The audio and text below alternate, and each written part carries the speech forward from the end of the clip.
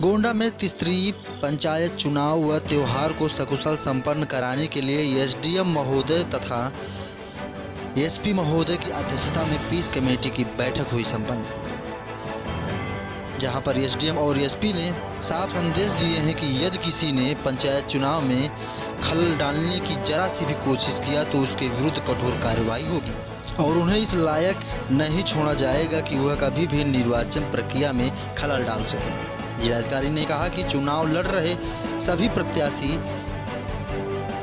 पाबंद होंगे तथा उसके साथ ही समर्थक व प्रस्तावक के खिलाफ भी शामिल होंगे। भविष्य में व्यवधान उत्पन्न करने लायक नहीं रह जाएंगे।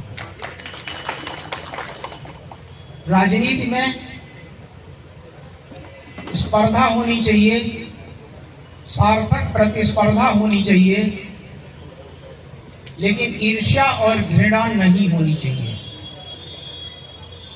इसलिए ये दोनों त्योहारों में उच्छृंखलता पैदा करने वाले विशृंखल व्यक्तियों और अनुशासनहीनता उत्पन्न करने वाले तत्वों की खैर नहीं है।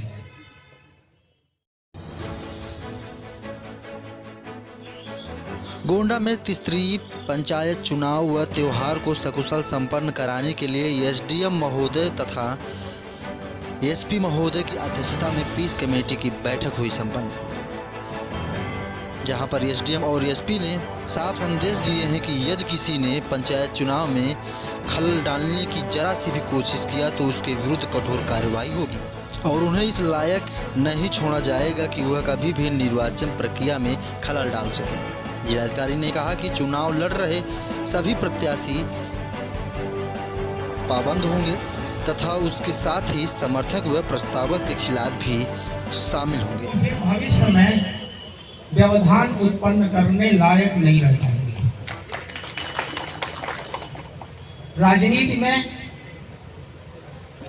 स्पर्धा होनी चाहिए, सार्थक प्रतिस्पर्धा होनी चाहिए, लेकिन ईर्ष्या और घृणा नहीं होनी चाहिए। इसलिए ये दोनों त्योहारों में उच्छृंखलता पैदा करने वाले विशृंखल व्यक्तियों और अनुशासनहीनता उत्पन्न करने वाले तत्वों की खैर नहीं है।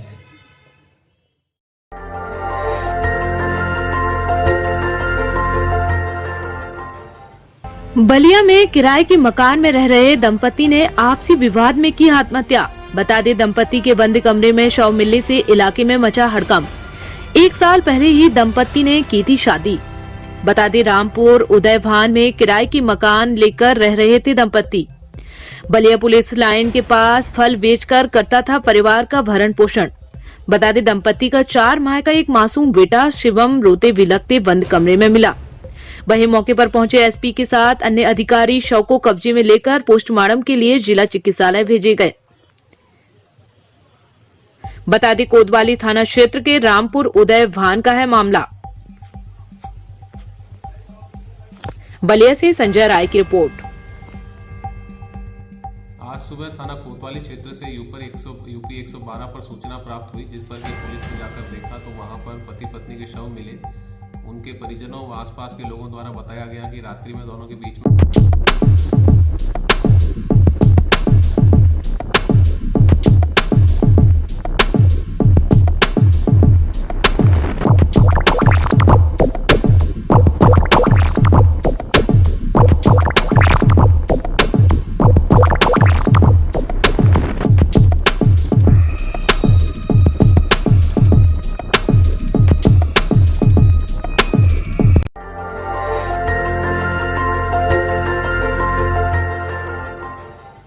बलिया में किराए के मकान में रह रहे दंपति ने आपसी विवाद में की आत्महत्या।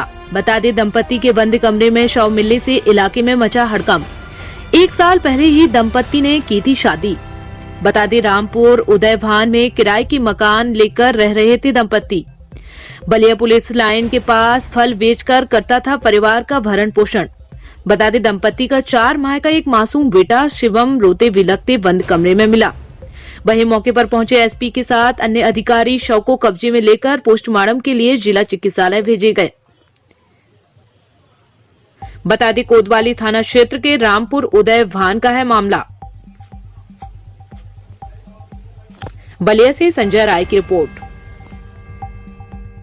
आज सुबह थाना कोतवाली क्षेत्र से यूपी 112 पर सूचना प्राप्त हुई, जिस पर कि पुलिस ने जाकर देखा तो वहां पर पति पत्नी के शव मिले। उनके परिजनों व आसपास के लोगों द्वारा बताया गया कि रात्रि में दोनों के बीच में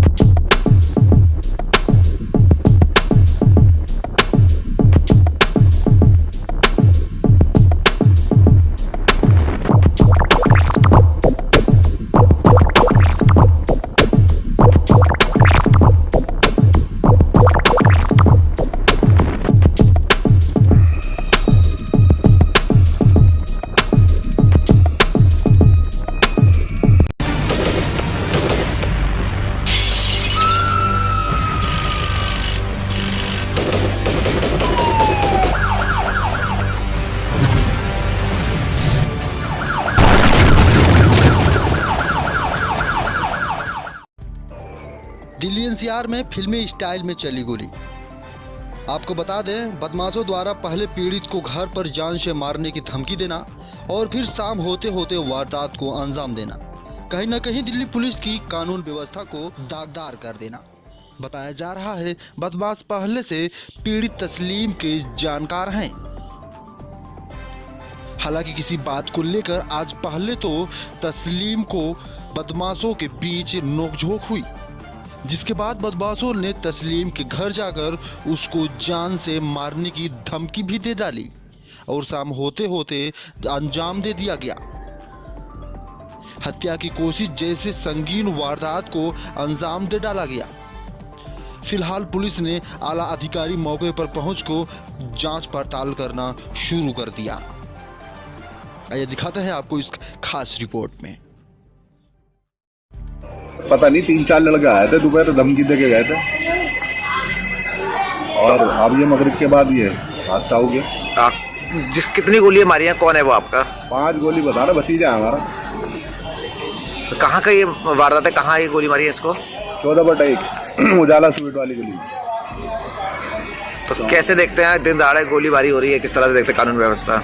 अब क्या कह सकते हैं इस बारे में, बुरा हाल है इस टाइम तो इलाके का।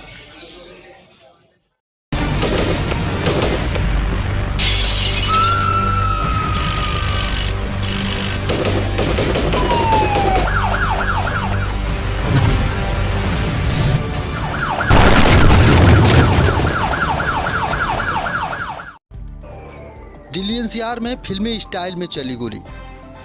आपको बता दें, बदमाशों द्वारा पहले पीड़ित को घर पर जान से मारने की धमकी देना और फिर शाम होते होते वारदात को अंजाम देना कहीं न कहीं दिल्ली पुलिस की कानून व्यवस्था को दागदार कर देना। बताया जा रहा है बदमाश पहले से पीड़ित तस्लीम के जानकार हैं। हालांकि किसी बात को लेकर आज पहले तो तस्लीम को बदमाशों के बीच नोकझोंक हुई, जिसके बाद बदमाशों ने तस्लीम के घर जाकर उसको जान से मारने की धमकी भी दे डाली और शाम होते होते अंजाम दे दिया गया। हत्या की कोशिश जैसे संगीन वारदात को अंजाम दे डाला गया। फिलहाल पुलिस ने आला अधिकारी मौके पर पहुंच को जांच पड़ताल करना शुरू कर दिया। आइए दिखाते हैं आपको इस खास रिपोर्ट में। पता नहीं 3-4 लड़के आए थे दोपहर धमकी दे के गए थे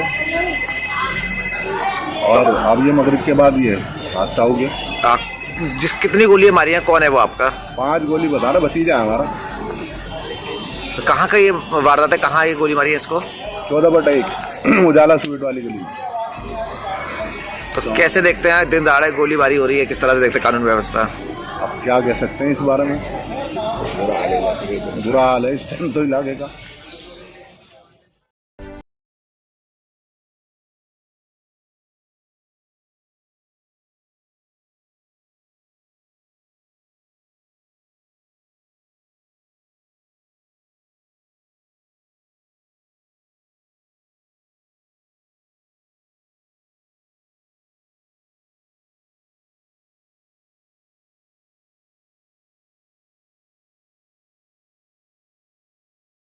यातायात के नियमों का पालन करें, जिससे कि सड़क पर होने वाले हादसों पर रोक लगे।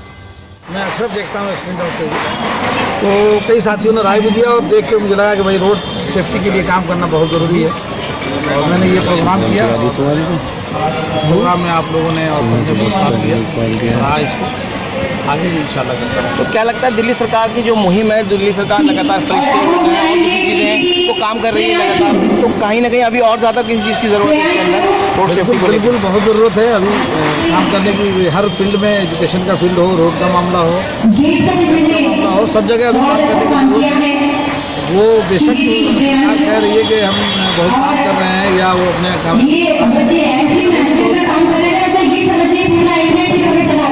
पहले भी आपने कुछ कार्यक्रम किया है?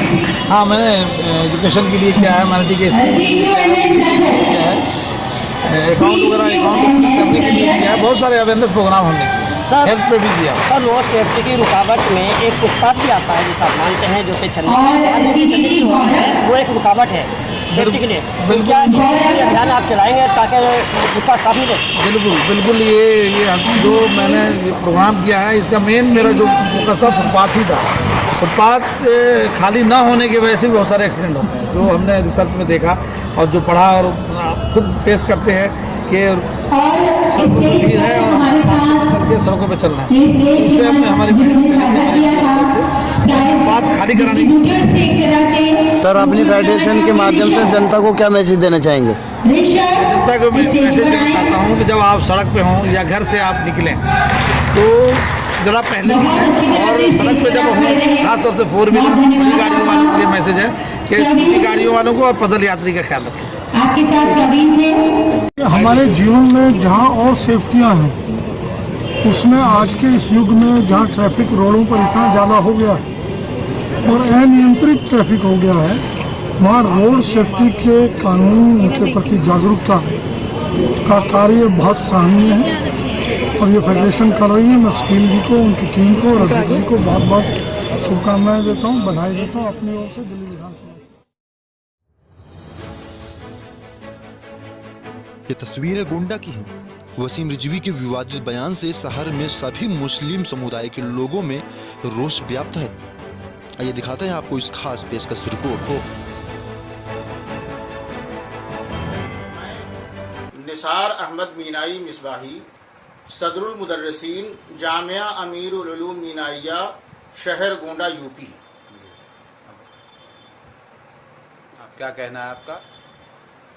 इस वक्त मुल्क हिंदुस्तान में हर कलेजा को जलाने वाला वसीम रिजवी, उसने ऐसा सोगवार और सुलगता माहौल पैदा किया है कि मेरी अपनी दिल की आवाज़, जिगर की आवाज़, कौम व मिल्लत की आवाज़ कि वसीम रिजवी वक्त का सबसे बड़ा कलमा गो बदनसीब इंसान है। कुरान और साहिब कुरान की तौहीन करने वाला और कुरान में तब्दीली चाहने वाला जिंदा रहने का मुस्तहिक नहीं हो सकता। इस्लामी हुकूमत होती तो वाजिबुल कत्ल था, ऐसा ही किया जाता। खुदा व रसूल का बागी शख्स हमारे मुल्क का भी वफादार नहीं हो सकता। सच तो यह है कि ऐसा शख्स हमारे मुल्क का भी बागी और गद्दार शख्स है। मैं मौलाना मुज़क्किर खान, इमाम ईदगाह शहर गोंडा, वो उस्ताद जामिया अमीरुल उलूम मीनाइया करबला रोड गोंडा। वसीम रिजवी पे आपका क्या कहना है? वसीम रिजवी दुनिया का बहुत बदतरीन इंसान है वो शख्स। अफसोस ये होता है हजरत मौलाए कायनात रदी अल्लाह ताला अन्हु का अपने आप को नाम लेवा कहता है। क्या उसको ये हिस्ट्री नहीं मालूम कि यही वो मौलाए कायनात हैं जिस कुरान की हिफाजत के लिए मदीना तैयबा को छोड़कर अपना दारुस सल्तनत आपने मुल्क शाम बनाया। यही वो कुरान मुक़द्दस है जिसकी हिफाजत के लिए हजरत इमाम अली मकाम रदी अल्लाह ताला अन्हु ने करबला में अपने तमाम कुंबों के साथ शहीद हो गए। इसी कुरान की हिफाजत के लिए सैयदा ज़ैनब के आंसू नहीं थम रहे थे। इसी कुरान की हिफाजत के लिए सैयदा सकीना की आंखें पथरा गईं। आज उनका नाम लेता है। देखिए, मैं असीमुल्लाह कासमी, मोहतमी मदरसा फुरकानिया गोंडा। जहाँ तक बात है वसीम रिजवी की, जो कुरान करीम से 26 आयतों के निकालने की अर्जी दाखिल की है, वो ऐसा घिनौना जुर्म है और ऐसी गलत हरकत है कि जिसके जर्रा बराबर अगर ईमान होता कोई शख्स इस किस्म की बातें नहीं कर सकता। वो इस लायक है, वो दायरे इस्लाम से खारिज है, वो इस लायक है कि उसको जितनी भी बड़ी सज़ा दी जाए वो कम है। इस सिलसिले में मेरा ये ख्याल है कि चाहे वसीम रिजवी हो या कोई भी हो, या किसी मसलक का आलिम हो, या कोई भी हो, इस तरह का कुरानी आयात के बारे में कोई मुकदमा कायम करे, कोई रिपोर्ट दे या उस सिलसिले में अपना बयान दे, वो इस्लाम से खारिज है, मुर्तद है। और अगर इस्लामी हुकूमत हो तो ऐसे शख्स की सज़ा कत्ल है। अगर इस्लामी हुकूमत होती हिंदुस्तान में तो वसीम रिजवी अब तक कत्ल कर दिया जाता। ये बयान मैं ज़िला गोंडा के तमाम अहले हदीस उलमा की तरफ से देता हूँ, पूरी जमात की तरफ से बयान देता हूँ। और यही फतवा है बरेली उलमा का और शिया उलमा का और देवबंदी उलमा का और अहले हदीस उलमा की तरफ से गोया मैं बयान दे रहा हूँ पूरे यकीन और एतमाद के साथ कि वो इस्लाम से खारिज है वसीम रिजवी, और उसका इस्लाम से कोई ताल्लुक नहीं। ये तस्वीरें गोंडा की हैं। वसीम रिजवी के विवादित बयान से शहर में सभी मुस्लिम समुदाय के लोगों में रोष व्याप्त है। आइए दिखाते हैं आपको इस खास पेशकश रिपोर्ट को। निसार अहमद मीनाई मिसबाही, सदरुल मुदर्रिसीन, जामिया अमीरुल उलूम मीनाइया, शहर गोंडा, यूपी। क्या कहना है आपका? इस वक्त मुल्क हिंदुस्तान में हर कलेजा को जलाने वाला वसीम रिजवी, उसने ऐसा सोगवार और सुलगता माहौल पैदा किया है कि मेरी अपनी दिल की आवाज़, जिगर की आवाज़, कौम व मिल्लत की आवाज़ कि वसीम रिजवी वक्त का सबसे बड़ा कलमा गो बदनसीब इंसान है। कुरान और साहिब कुरान की तौहीन करने वाला और कुरान में तब्दीली चाहने वाला जिंदा रहने का मुस्तहिक नहीं हो सकता। इस्लामी हुकूमत होती तो वाजिबुल कत्ल था, ऐसा ही किया जाता। खुदा व रसूल का बागी शख्स हमारे मुल्क का भी वफादार नहीं हो सकता। सच तो यह है कि ऐसा शख्स हमारे मुल्क का भी बागी और गद्दार शख्स है। मैं मौलाना मुज़क्किर खान, इमाम ईदगाह, शहर गोंडा, वो उस्ताद जामिया अमीरुल उलूम मीनाइया, करबला रोड, गोंडा। वसीम रिजवी पे आपका क्या कहना है? वसीम रिजवी दुनिया का बहुत बदतरीन इंसान है वो शख्स। अफसोस ये होता है हजरत मौलाए कायनात रदी अल्लाह ताला अन्हु का अपने आप को नाम लेवा कहता है। क्या उसको ये हिस्ट्री नहीं मालूम कि यही वो मौलाए कायनात हैं जिस कुरान की हिफाजत के लिए मदीना तैयबा को छोड़कर अपना दारुस सल्तनत आपने मुल्क शाम बनाया। यही वो कुरान मुक़द्दस है जिसकी हिफाजत के लिए हजरत इमाम अली मकाम रदी अल्लाह ताला अन्हु ने करबला में अपने तमाम कुंबों के साथ शहीद हो गए। इसी कुरान की हिफाजत के लिए सैयदा ज़ैनब के आंसू नहीं थम रहे थे। इसी कुरान की हिफाजत के लिए सैयदा सकीना की आंखें पथरा गईं। आज उनका नाम लेता है। देखिए, मैं असीमुल्लाह कासमी, मोहतमी मदरसा फुरकानिया गोंडा। जहाँ तक बात है वसीम रिजवी की, जो कुरान करीम से 26 आयतों के निकालने की अर्जी दाखिल की है, वो ऐसा घिनौना जुर्म है और ऐसी गलत हरकत है कि जिसके जर्रा बराबर अगर ईमान होता कोई शख्स इस किस्म की बातें नहीं कर सकता। वो इस लायक है, वो दायरे इस्लाम से खारिज है, वो इस लायक है कि उसको जितनी भी बड़ी सज़ा दी जाए वो कम है। इस सिलसिले में मेरा ये ख्याल है कि चाहे वसीम रिजवी हो या कोई भी हो, या किसी मसलक का आलिम हो, या कोई भी हो, इस तरह का कुरानी आयात के बारे में कोई मुकदमा कायम करे, कोई रिपोर्ट दे या उस सिलसिले में अपना बयान दे, वो इस्लाम से खारिज है, मुर्तद है। और अगर इस्लामी हुकूमत हो तो ऐसे शख्स की सज़ा कत्ल है। अगर इस्लामी हुकूमत होती हिंदुस्तान में तो वसीम रिजवी अब तक कत्ल कर दिया जाता। ये बयान मैं ज़िला गोंडा के तमाम अहले हदीस उलमा की तरफ से देता हूँ, पूरी जमात की तरफ से बयान देता हूँ। और यही फतवा है बरेली उलमा का और शिया उलमा का और देवबंदी उलमा का और अहले हदीस उलमा की तरफ से गोया मैं बयान दे रहा हूँ पूरे यकीन और एतमाद के साथ कि वो इस्लाम से खारिज है वसीम रिजवी, और उसका इस्लाम से कोई ताल्लुक नहीं है। मुस्तफाबाद में दहेज के विरोध में एक रैली निकाली गई, जिसमें मौलाना अब्दुल्ला रहमान व मुत्ताहिदा जमीयत उलेमा ए हिंद के कौमी सदर HM हासिम मलिक ने निकाली। ये रैली पुराना मुस्तफाबाद गली नंबर 6 से होकर बाबूनगर शिव विहार तिरहरा त्रिपाल फैक्ट्री होते हुए बजरपुरी की पुलिया के नीचे से संजय चौक पहुंचकर जोहर की नमाज पढ़ी और वहां मस्जिद में भी दहेज के बारे में बताया गया।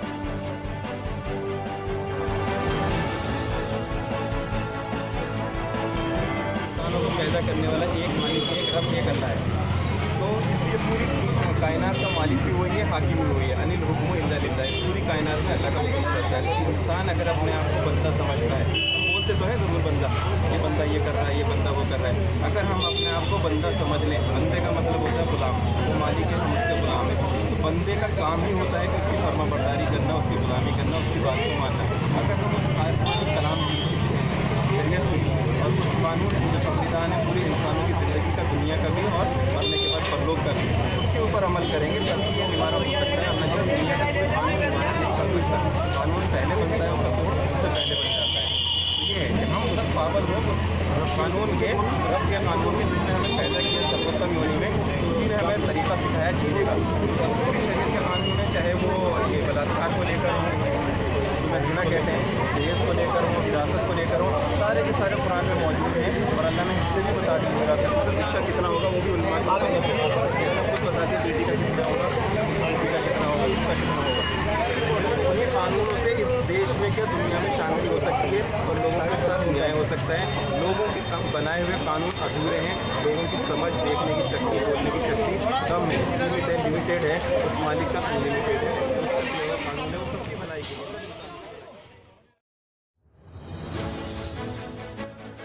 मुस्तफाबाद में दहेज के विरोध में एक रैली निकाली गई, जिसमें मौलाना अब्दुल्ला रहमान व मुत्ताहिदा जमीयत उलेमा ए हिंद के कौमी सदर HM हासिम मलिक ने निकाली। ये रैली पुराना मुस्तफाबाद गली नंबर 6 से होकर बाबूनगर शिव विहार तिरहरा त्रिपाल फैक्ट्री होते हुए बजरपुरी की पुलिया के नीचे से संजय चौक पहुंचकर जोहर की नमाज पढ़ी और वहां मस्जिद में भी दहेज के बारे में बताया गया।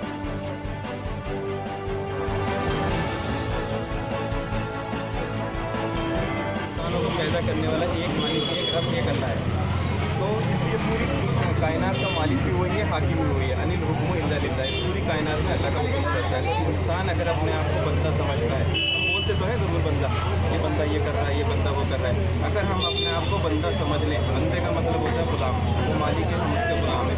तो बंदे का काम ही होता है कि उसकी फर्माबरदारी करना, उसकी गुलामी करना, उसकी बात को मानना। अगर हम उस आसमानी कलाम की शरीयत की और उस कानून की जो संविधान है पूरी इंसानों की ज़िंदगी का, दुनिया का भी और मरने के बाद परलोक का भी, उसके ऊपर अमल करेंगे तभी ये निवारण हो सकता है। अन्यथा दुनिया का कोई कानून निवारण नहीं कर सकता। कानून पहले बनता है, उसका तोड़ उससे पहले बन जाता है। ये है कि हम सब पाबंद हो उस कानून के, रब के कानून के, जिसने हमें पैदा किया सर्वोत्तम योनि में, उसी ने हमें तरीका सिखाया जीने का।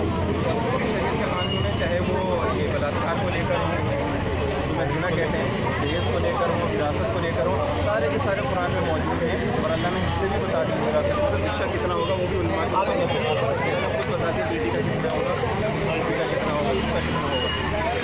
उन्हीं कानूनों से इस देश में क्या दुनिया में शांति हो सकती है और लोगों के साथ न्याय हो सकता है। लोगों के कम बनाए हुए कानून अधूरे हैं। लोगों की समझ, देखने की शक्ति, बोलने की शक्ति कम है, सीमित है, लिमिटेड है। उस मालिक का अनलिमिटेड है। उसका कानून है, वो सबकी भलाई के लिए। माननीय सभासदों, माननीय उपसभापति जी,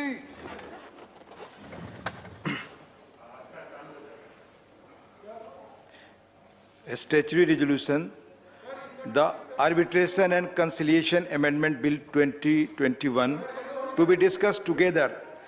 Justice Sri K.K. Ragesh ji, Sri Vinay Vishwam ji, Sri Shakti Singh Gohil ji to move the following resolution. Honorable Shakti Singh Gohil ji, absent, not present. Sri Ravi Shankar Prasad to move a motion for consideration of the Arbitration and Conciliation Amendment Bill 2021. Just you move. Sir, I move the Arbitration and Conciliation Amendment Bill 2021. Motion moved. Yes. Honorable LOP.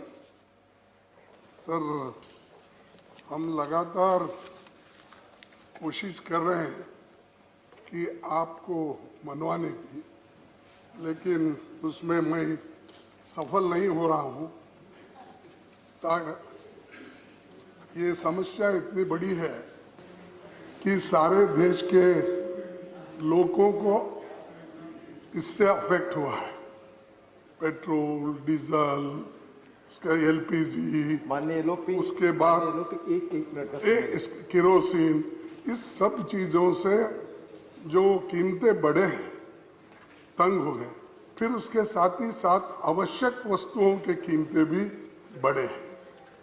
तब जब लोगों को आवश्यक वस्तुएं भी नहीं मिलती और डीजल, पेट्रोल, एलपीजी और केरोसिन जैसे जो गरीबों के लिए ही वो अपने पीडीएस में डिस्ट्रीब्यूट किया जाता है, तो ऐसे आवश्यक वस्तुएं जब हमको नहीं मिल रहे हैं, इस पर ही हम चर्चा करना चाहते हैं।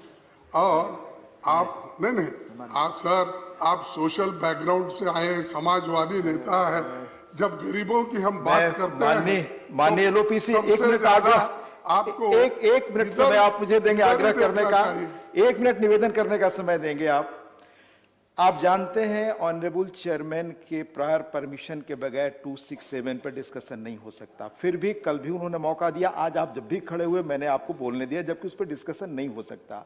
उन्होंने कल भी कहा था, स्पष्ट किया था कि भाई बहुत सारे अवसर फाइनेंस बिल पर, स्टैट्यूटरी रेजोल्यूशंस पर और मिनिस्ट्रीज पर बहस की आ रही, उसमें सब चीजें आप बोले। अलग से कई दलों के लोगों ने यह दिया है कि इस पर कॉल अटेंशन या अदर भी प्रोविजंस पर डिस्कशन हो, तो वो कंसिडरेशन में वो आप माननीय सदस्य जैसे तय करेंगे उस पर माननीय चेयरमैन निर्णय करेंगे।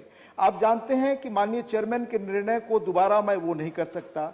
एक और आग्रह, ये मेरा निवेदन है सभी माननीय सदस्यों से, और माननीय एलओपी तो सरकार में लंबे समय से रहे हैं, वो जानते हैं कि ये स्टैट्यूटरी रेजोल्यूशन, ये ऑर्डिनेंस रिप्लेसिंग बिल है और 11 और 12 2 दिन छुट्टियां हैं, 12 को खत्म हो रहा है, तो इसका महत्व भी आप जानते हैं। तो मैं आप सबसे निवेदन करूंगा कि काइंडली कोऑपरेट, कि कम से कम यह काम हम लोग कर लें। और जैसा आपने कहा माननीय चेयरमैन साहब को मैं आपकी भावना से पुनः अवगत कराऊंगा।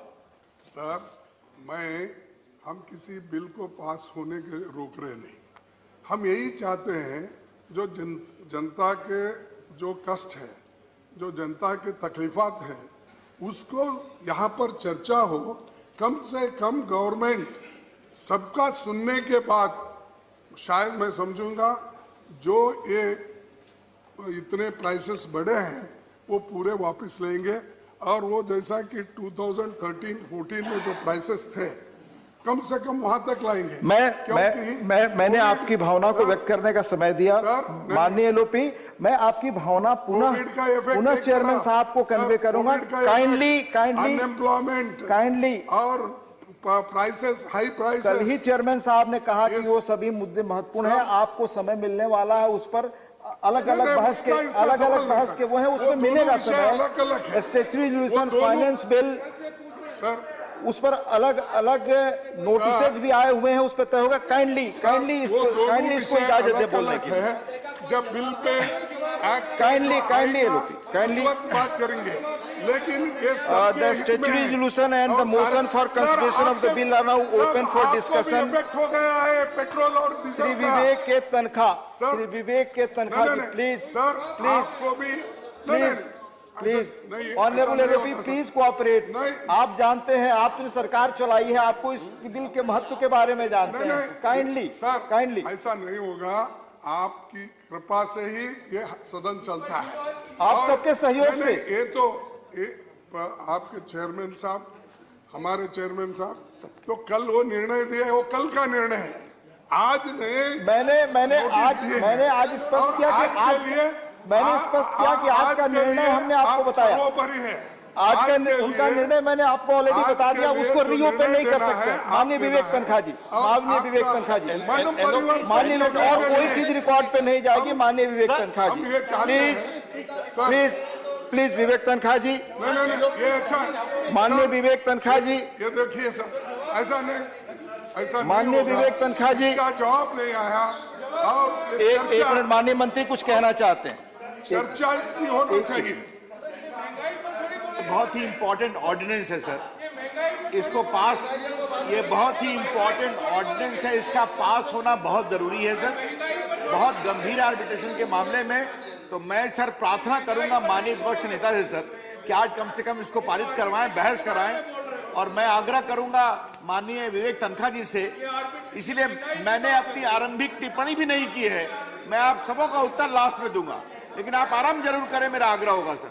कृपया आपस में बात न करें और माननीय विवेक तनखा जी को बोलने दें। आप उसके बारे में वो दूसरे मेंबर्स बोलेंगे, लेकिन मैं इसके बारे में कह चुका हूं माननीय एलओपी साहब, आप जानते हैं कि मैं इस पर इजाजत नहीं दे सकता। प्लीज प्लीज, नहीं दे सकते, नहीं, मैं इस पर इजाजत नहीं दे सकता। इसकी जिम्मेदारी सरकार लेना चाहिए। श्री सुरेश प्रभु जी तैयार नहीं है, श्री सुरेश प्रभु जी, सरकार लेनी चाहिए। और ये गरीबों के तनखा जी please sir, LOP standing sir, आपका मौका इस बिल पर बोलने के लिए आपका नाम है। आप जानते हैं इसके ऑर्डिनेंस रिप्लेसमेंट बिल है सर, आप इसके महत्व को जानते हैं। कृपया कोई और बात रिकॉर्ड पे नहीं जा रही है, प्लीज।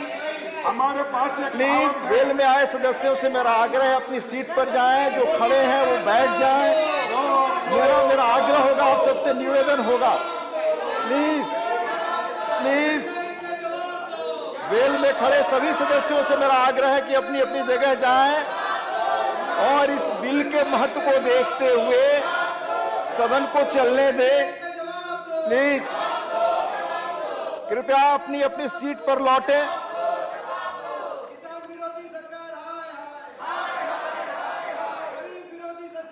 प्लीज अपनी सीट पे लौटें। मनोज झा जी, आप बोलना चाहते हैं इस पे? मनोज झा जी,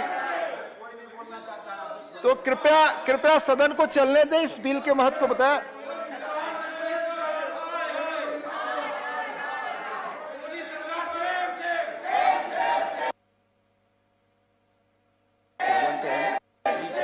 बंद करिए।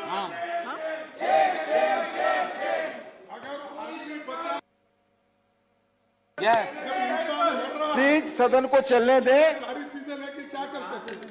प्लीज सदन को चलने दें। माननीय लोग, इस बिल के महत्व को आप जानते हैं। प्लीज माननीय महेश पोद्दार,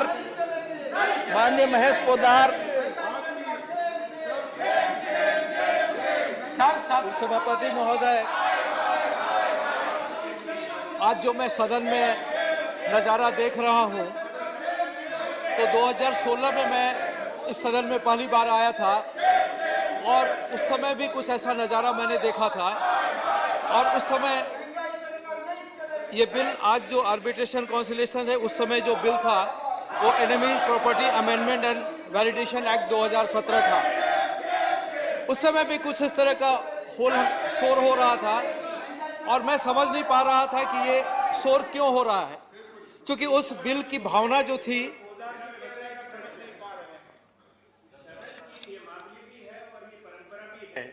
कि जब तक कोई विषय सदन के सामने है, उसका समाधान ना निकला हो, तब तक कोई भी सरकारी कार्रवाई या बिल नहीं लिया जाता। इस सदन की परंपरा रही है और उसका बार बार उल्लंघन हो रहा है। ये दुर्भाग्य की बात है। पहले विपक्ष का अधिकार है इन विषयों को उठाने का, हमारा अधिकार है, उसको सुनना पड़ेगा। हम जो कह रहे हैं जनता की बात। The House stands adjourned to meet at 11 hours on Wednesday, 10th March 2021.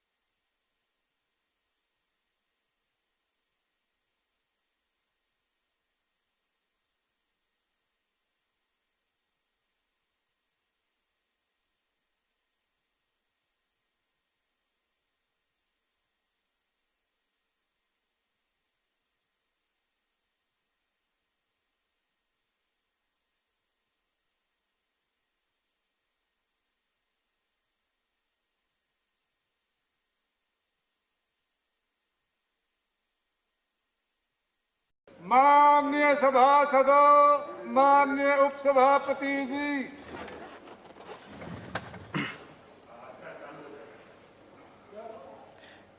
A statutory resolution, the Arbitration and Conciliation Amendment Bill 2021, to be discussed together. Justice Sri K.K. Ragesh ji, Sri Vinay Vishwam ji, Sri Shakti Singh Gohil ji to move the following resolution.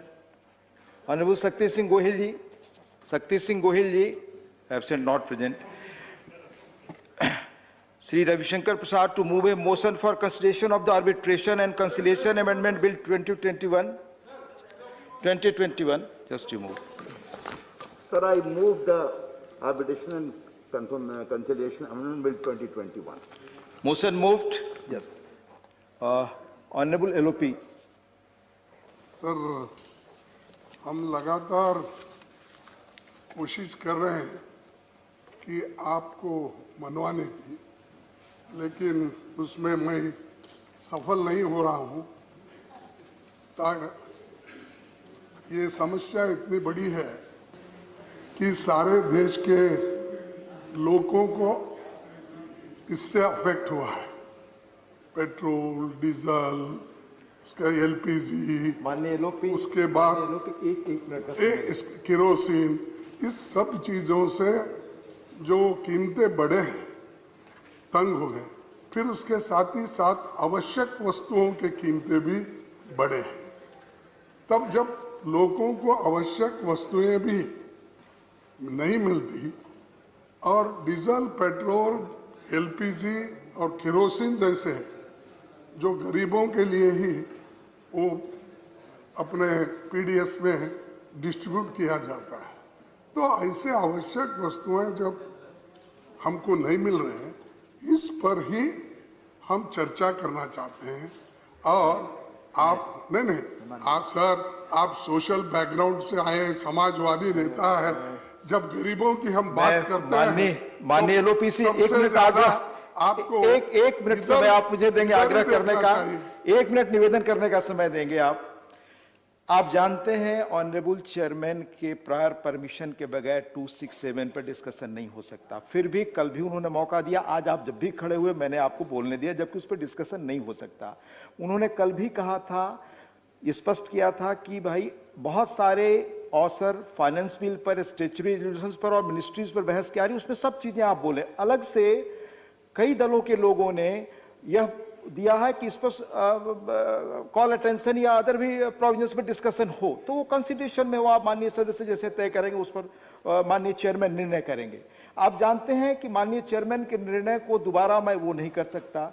एक और आग्रह, ये मेरा निवेदन है सभी माननीय सदस्यों से, और माननीय एलओपी तो सरकार में लंबे समय से रहे, वो जानते हैं कि ये स्टेचुटरी रेजोल्यूशन, ये ऑर्डिनेंस रिप्लेसिंग बिल है, और 11 और 12 2 दिन छुट्टियां हैं, 12 को खत्म हो रहा है, तो इसका महत्व भी आप जानते हैं। तो मैं आप सबसे निवेदन करूंगा कि काइंडली कोऑपरेट, कि कम से कम यह काम हम लोग कर लें। और जैसा आपने कहा माननीय चेयरमैन साहब को, मैं आपकी भावना से पुनः अवगत कराऊंगा।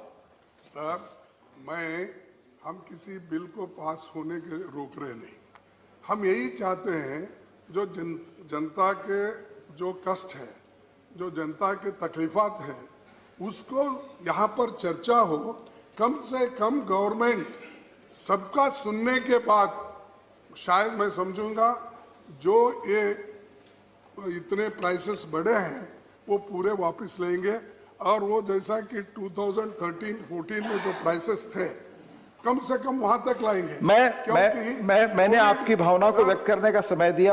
माननीय एलओपी, मैं आपकी भावना पुनः चेयरमैन साहब को कन्वे करूंगा। काइंडली और प्राइसेस, हाई प्राइसेस, कल ही चेयरमैन साहब ने कहा कि वो सभी मुद्दे महत्वपूर्ण है, आपको समय मिलने वाला है, उस पर अलग अलग बहस के वो है, उसमें मिलेगा समय। Statutory resolution, finance bill, sir उस पर अलग अलग नोटिसेज भी आए हुए हैं, उस पर तय होगा। काइंडली इसको इजाजत दे बोलने की।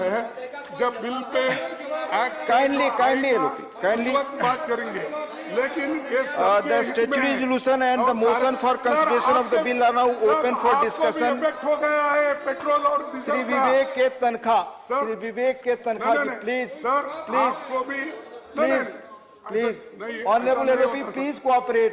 आप जानते हैं, आपने सरकार चलाई है, आपको इस बिल के महत्व के बारे में जानते हैं। काइंडली ऐसा नहीं होगा, आपकी कृपा से ही ये सदन चलता है, आप सबके सहयोग से। ये तो आपके चेयरमैन साहब, हमारे चेयरमैन साहब तो कल वो निर्णय दिए, वो कल का निर्णय है। आज मैंने आज स्पष्ट किया कि आज का निर्णय हमने आपको बताया। आज का उनका निर्णय मैंने आपको ऑलरेडी बता दिया, उसको रीओपन नहीं कर सकते। माननीय विवेक तनखा जी, माननीय विवेक तनखा जी, माननीय और कोई चीज रिकॉर्ड पे नहीं जाएगी। माननीय विवेक तनखा जी प्लीज प्लीज विवेक तनखा जी, ये अच्छा, माननीय विवेक तनखा जी, ये देखिए सर, ऐसा माननीय विवेक तनखा जी का जवाब नहीं आया। और एक मिनट, माननीय मंत्री कुछ कहना चाहते हैं। चर्चा इसकी होनी चाहिए। बहुत ही इम्पोर्टेंट ऑर्डिनेंस है सर, इसको पास, ये बहुत ही इम्पोर्टेंट ऑर्डिनेंस है, इसका पास होना बहुत जरूरी है सर। बहुत गंभीर आर्बिट्रेशन के मामले में तो मैं सर प्रार्थना करूंगा माननीय विपक्ष नेता से सर कि आज कम से कम इसको पारित करवाएं, बहस कराएं। और मैं आग्रह करूंगा माननीय विवेक तनखा जी से, इसलिए मैंने अपनी आरंभिक टिप्पणी भी नहीं की है, मैं आप सबों का उत्तर लास्ट में दूंगा, लेकिन आप आराम जरूर करें, मेरा आग्रह होगा सर। कृपया आपस में बात न करें और माननीय विवेक तनखा जी को बोलने दें। अब उसके बारे में वो दूसरे मेंबर्स बोलेंगे, लेकिन मैं इसके बारे में कह चुका हूं माननीय एलओपी साहब, आप जानते हैं कि मैं इस पर इजाजत नहीं दे सकता। प्लीज नहीं दे सकते, नहीं, मैं इस पर इजाजत नहीं दे सकता। इसकी जिम्मेदारी सरकार लेना चाहिए। श्री सुरेश प्रभु जी तैयार नहीं है, श्री सुरेश प्रभु जी सरकार लेनी चाहिए। और ये गरीबों के तनखा जी please sir, LOP standing sir, आपका मौका इस बिल पर बोलने के लिए आपका नाम है। आप जानते हैं इसकी ऑर्डिनेंस रिप्लेसमेंट है सर, आप इसके महत्व को जानते हैं। कृपया कोई और बात रिकॉर्ड पे नहीं जा रही है। प्लीज हमारे पास प्लीज वेल में आए सदस्यों से मेरा आग्रह है, अपनी सीट पर जाएं, जो खड़े हैं वो बैठ जाएं। मेरा आग्रह होगा, आप सबसे निवेदन होगा, प्लीज वेल में खड़े सभी सदस्यों से मेरा आग्रह है कि अपनी अपनी जगह जाएं और इस बिल के महत्व को देखते हुए सदन को चलने दें। प्लीज कृपया अपनी अपनी सीट पर लौटें।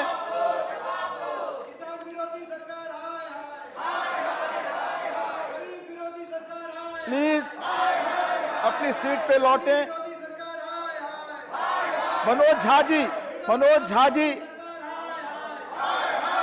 झा जी आप बोलना चाहते हैं इस पे? मनोज झा जी, तो कृपया सदन को चलने दें, इस बिल के महत्व को बताएं।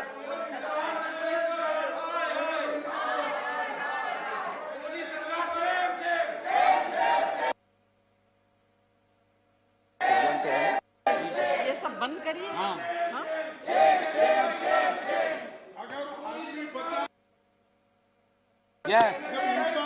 प्लीज सदन को चलने दें। सारी चीजें लेके क्या कर सकते? प्लीज सदन को चलने दें। माननीय लोग, इस बिल के महत्व को आप जानते हैं। प्लीज माननीय महेश पोद्दार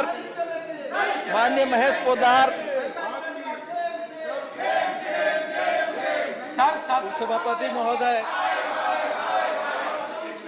आज जो मैं सदन में नज़ारा देख रहा हूं, तो 2016 में मैं इस सदन में पहली बार आया था और उस समय भी कुछ ऐसा नज़ारा मैंने देखा था। और उस समय ये बिल, आज जो आर्बिट्रेशन कॉन्सिलेशन है, उस समय जो बिल था वो enemy property amendment and validation act 2017 था। उस समय भी कुछ इस तरह का शोर हो रहा था और मैं समझ नहीं पा रहा था कि ये शोर क्यों हो रहा है, क्योंकि उस बिल की भावना जो थी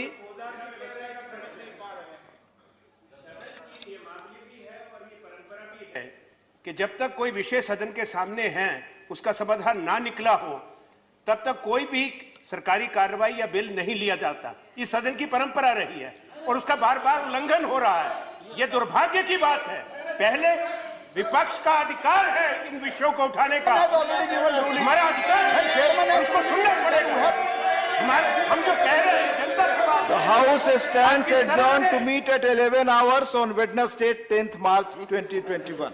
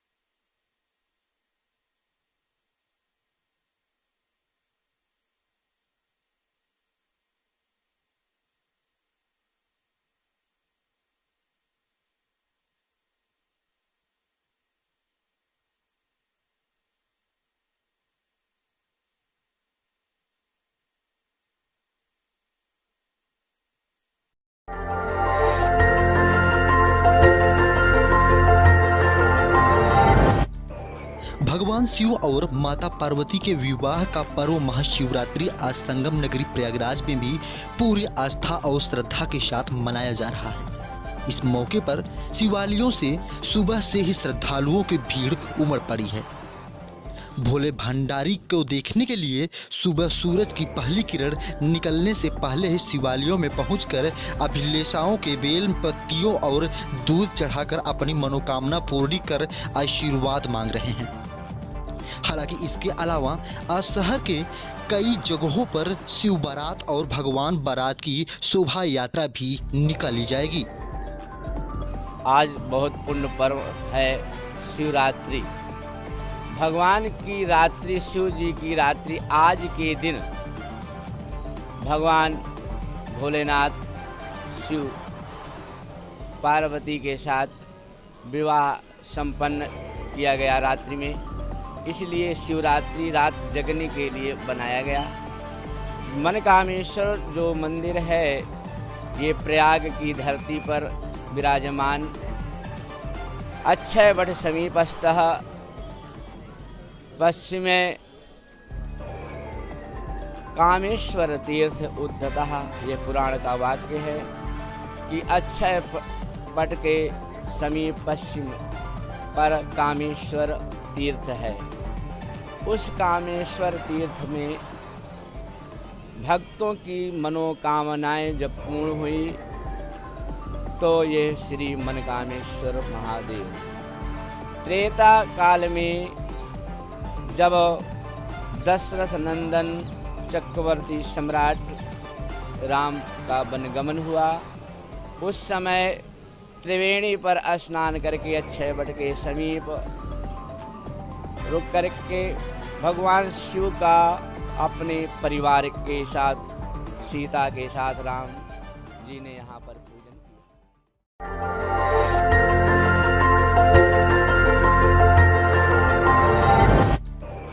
भगवान शिव और माता पार्वती के विवाह का पर्व महाशिवरात्रि आज संगम नगरी प्रयागराज में भी पूरी आस्था और श्रद्धा के साथ मनाया जा रहा है। इस मौके पर शिवालयों से सुबह से ही श्रद्धालुओं की भीड़ उमड़ पड़ी है।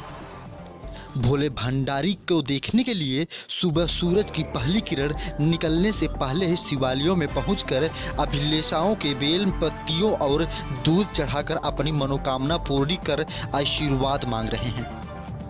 हालांकि इसके अलावा आज शहर के कई जगहों पर शिव बारात और भगवान बारात की शोभा यात्रा भी निकाली जाएगी।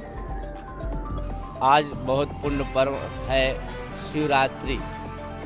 भगवान की रात्रि, शिव जी की रात्रि। आज के दिन भगवान भोलेनाथ शिव पार्वती के साथ विवाह संपन्न किया गया रात्रि में, इसलिए शिवरात्रि रात जगने के लिए बनाया गया। मनकामेश्वर जो मंदिर है ये प्रयाग की धरती पर विराजमान अक्षय वट समीपस्थः पश्चिमे कामेश्वर तीर्थ उद्धतः। ये पुराण का वाक्य है कि अक्षय वट के समीप पश्चिम पर कामेश्वर तीर्थ है। उस कामेश्वर तीर्थ में भक्तों की मनोकामनाएं जब पूर्ण हुई तो ये श्री मनकामेश्वर महादेव त्रेता काल में जब दशरथ नंदन चक्रवर्ती सम्राट राम का वनगमन हुआ, उस समय त्रिवेणी पर स्नान करके अक्षय वट के समीप रुक करके भगवान शिव का अपने परिवार के साथ, सीता के साथ राम जी ने यहाँ पर पूजन किया।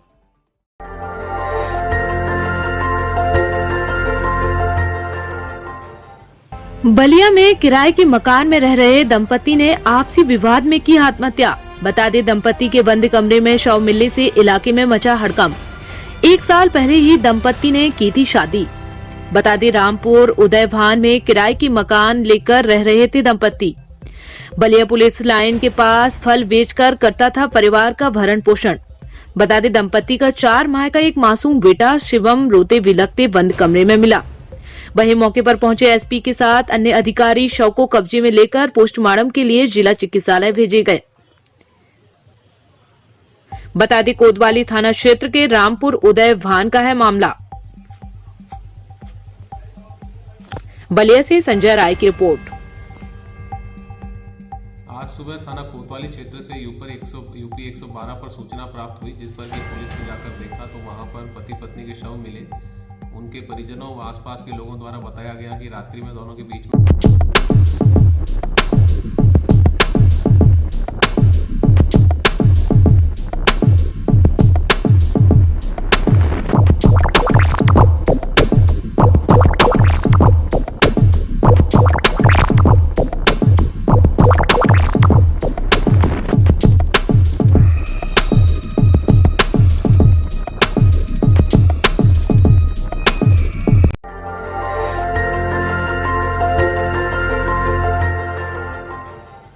बलिया में किराए के मकान में रह रहे दंपति ने आपसी विवाद में की आत्महत्या। बता दें, दंपति के बंद कमरे में शव मिलने से इलाके में मचा हड़कंप।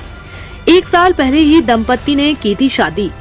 बता दें, रामपुर उदयभान में किराए की मकान लेकर रह रहे थे दंपति। बलिया पुलिस लाइन के पास फल बेचकर करता था परिवार का भरण पोषण। बता दें, दंपति का 4 माह का एक मासूम बेटा शिवम रोते बिलखते बंद कमरे में मिला। वहीं मौके पर पहुंचे एसपी के साथ अन्य अधिकारी शव को कब्जे में लेकर पोस्टमार्टम के लिए जिला चिकित्सालय भेजे गए। बता दें, कोतवाली थाना क्षेत्र के रामपुर उदयभान का है मामला। बलिया से संजय राय की रिपोर्ट। आज सुबह थाना कोतवाली क्षेत्र से यूपी 112 पर सूचना प्राप्त हुई, जिस पर पुलिस ने जाकर देखा तो वहां पर पति पत्नी के शव मिले। उनके परिजनों व आसपास के लोगों द्वारा बताया गया कि रात्रि में दोनों के बीच में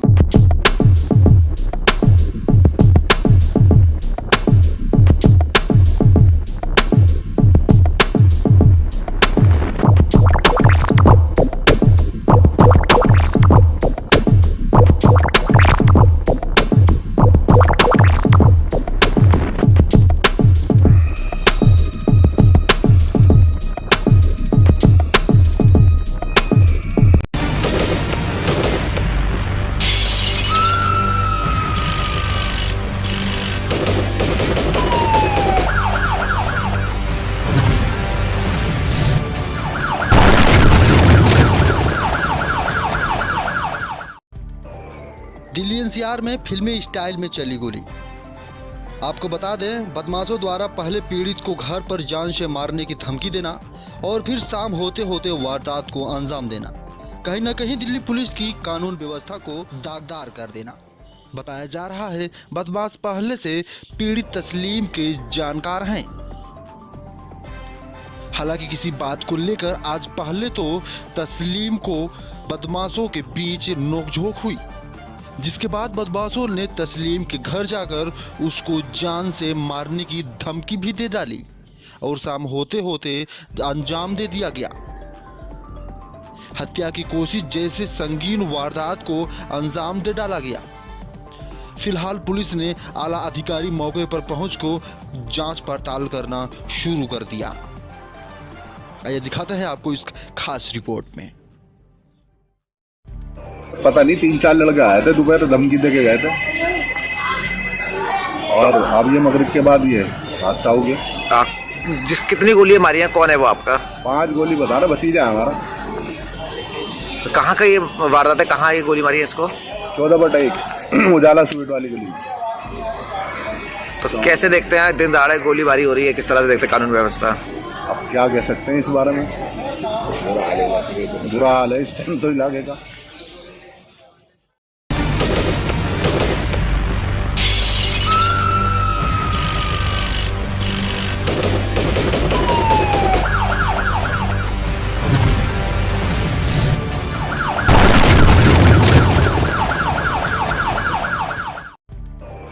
दिल्ली एनसीआर में फिल्मी स्टाइल में चली गोली। आपको बता दें, बदमाशों द्वारा पहले पीड़ित को घर पर जान से मारने की धमकी देना और फिर शाम होते होते वारदात को अंजाम देना कहीं न कहीं दिल्ली पुलिस की कानून व्यवस्था को दागदार कर देना। बताया जा रहा है बदमाश पहले से पीड़ित तस्लीम के जानकार हैं।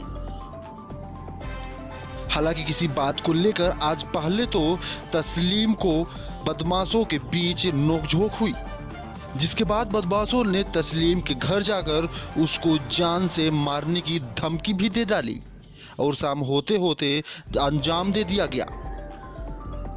हत्या की कोशिश जैसे संगीन वारदात को अंजाम दे डाला गया। फिलहाल पुलिस ने आला अधिकारी मौके पर पहुंच को जांच पड़ताल करना शुरू कर दिया। आइए दिखाते हैं आपको इस खास रिपोर्ट में। पता नहीं 3-4 लड़के आए थे, दोपहर धमकी दे के गए थे और अब ये मगरिब के बाद ये हादसा हो गया। जिस कितनी गोलियां मारी हैं, कौन है वो आपका? 5 गोली बता रहा, भतीजा है हमारा। तो कहाँ का ये वारदात है, कहाँ ये गोली मारी है इसको? 14/1 उजाला स्वीट वाली गली। तो कैसे देखते हैं दिन दहाड़े गोलीबारी हो रही है, किस तरह से देखते हैं कानून व्यवस्था? अब क्या कह सकते हैं इस बारे में, बुरा हाल है इस टाइम तो इलाके का।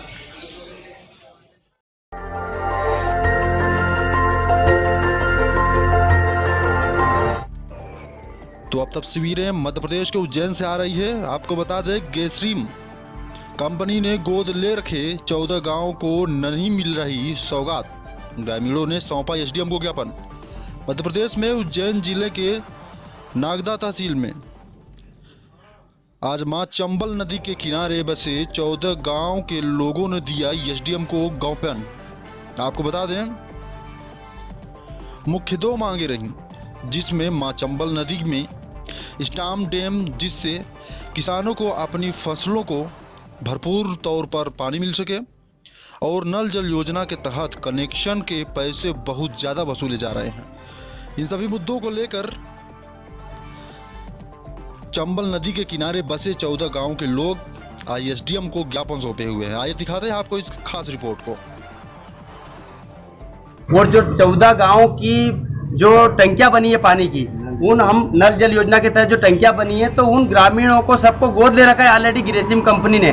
तो हमारा मेन मकसद है कि ग्रेसिम कंपनी बिल जमा करे जल विभाग को। आज 600 रुपये महीना किसको बोलते हैं, ये महिला सब परेशान और प्रताड़ित है, और सारे 14 गाँव प्रताड़ित है, परेशान है। इतने बिल से 600 रुपये महीना बहुत ज्यादा होता है। 800 रुपये होता है महिला गाँव के, क्या बिल भरेंगे किसान लोग, क्या करेंगे?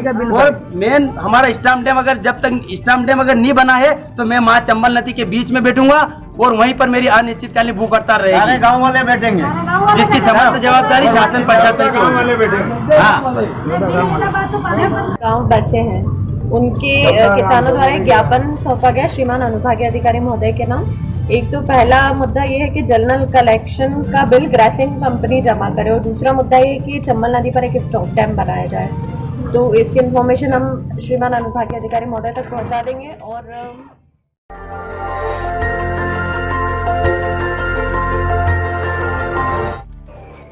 तो अब तस्वीरें मध्य प्रदेश के उज्जैन से आ रही है। आपको बता दें, ग्रेसिम कंपनी ने गोद ले रखे 14 गांव को नहीं मिल रही सौगात। ग्रामीणों ने सौंपा एसडीएम को ज्ञापन।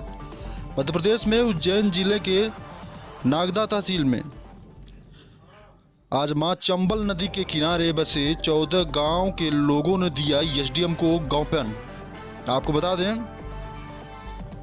मुख्य 2 मांगे रहीं, जिसमें मां चंबल नदी में स्टाम डैम, जिससे किसानों को अपनी फसलों को भरपूर तौर पर पानी मिल सके, और नल जल योजना के तहत कनेक्शन के पैसे बहुत ज़्यादा वसूले जा रहे हैं। इन सभी मुद्दों को लेकर चंबल नदी के किनारे बसे 14 गांव के लोग आईएसडीएम को ज्ञापन सौंपे हुए हैं। आइए दिखाते हैं आपको इस खास रिपोर्ट को। और जो 14 गांव की जो टंकियां बनी है पानी की, उन हम नल जल योजना के तहत जो टंकियां बनी है, तो उन ग्रामीणों को सबको गोद ले रखा है ऑलरेडी ग्रेसिम कंपनी ने। तो हमारा मेन मकसद है कि ग्रेसिम कंपनी बिल जमा करे जल विभाग को। आज 600 रुपये महीना किसको बोलते हैं? ये महिला सब परेशान और प्रताड़ित है, और सारे 14 गाँव प्रताड़ित है, परेशान है। इतने बिल से 600 रुपये महीना बहुत ज्यादा होता है। 800 रुपये होता है महिला गाँव के। क्या बिल भरेंगे? किसान लोग क्या करेंगे? और मेन हमारा स्टाम डैम, अगर जब तक स्टाम डैम अगर नहीं बना है, तो मैं मां चंबल नदी के बीच में बैठूंगा, और वहीं पर मेरी अनिश्चितकालीन भूख हड़ताल रहेगी। सारे गाँव वाले बैठेंगे, जिसकी समस्त जवाबदारी शासन प्रशासन की वाले बैठेंगे। गाँव बैठे हैं उनके किसानों द्वारा ज्ञापन सौंपा गया श्रीमान अनुभागीय अधिकारी महोदय के नाम। एक तो पहला मुद्दा ये है कि जल नल कलेक्शन का बिल ग्रेसिंग कंपनी जमा करे, और दूसरा मुद्दा ये कि चंबल नदी पर एक स्टॉक डैम बनाया जाए। तो इसकी इन्फॉर्मेशन हम श्रीमान अनुभागीय अधिकारी महोदय तक पहुंचा देंगे। और ये तस्वीरें दिल्ली की है। दिल्ली के थाना खजूरी इलाके में रेडीमेड गारमेंट की दुकान चलाने वाले दुकानदार की ताबड़तोड़ गोलियां मारकर निर्मम हत्या कर दिया गया। हत्या से पूरे इलाके में सनसनी फैल गई। 24 घंटे के अंदर उत्तर पूर्वी जिले में गोली की तीसरी वारदात सामने आया है।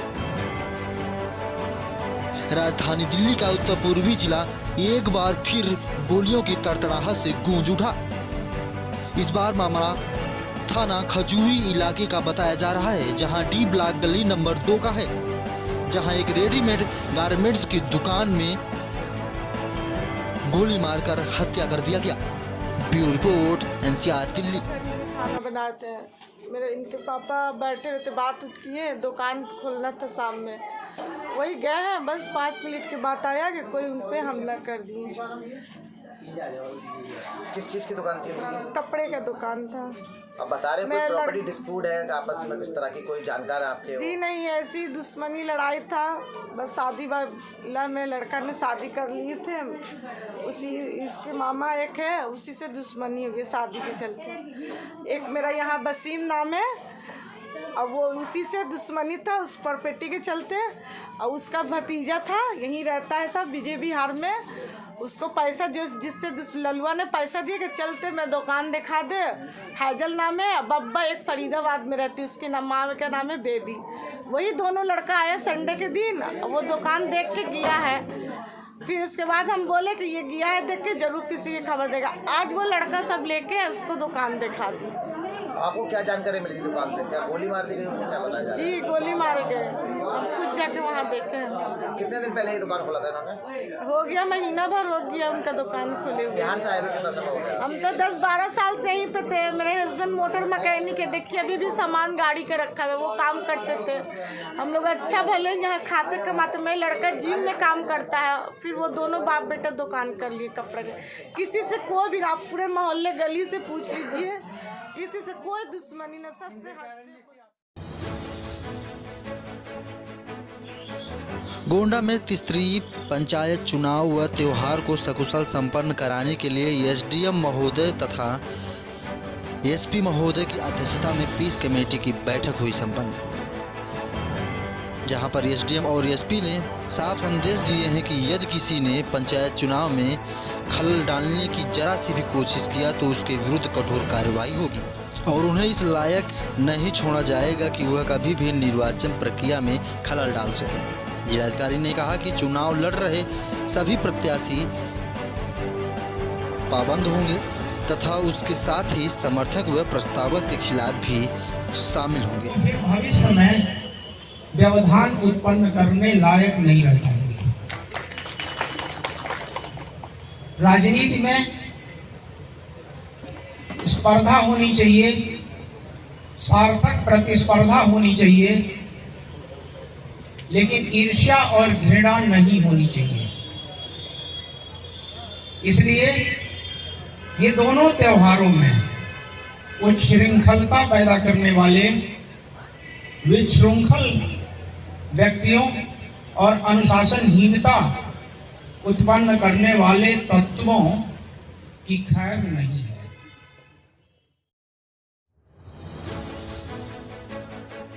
ये तस्वीरें दिल्ली की है। दिल्ली के थाना खजूरी इलाके में रेडीमेड गारमेंट की दुकान चलाने वाले दुकानदार की ताबड़तोड़ गोलियां मारकर निर्मम हत्या कर दिया गया।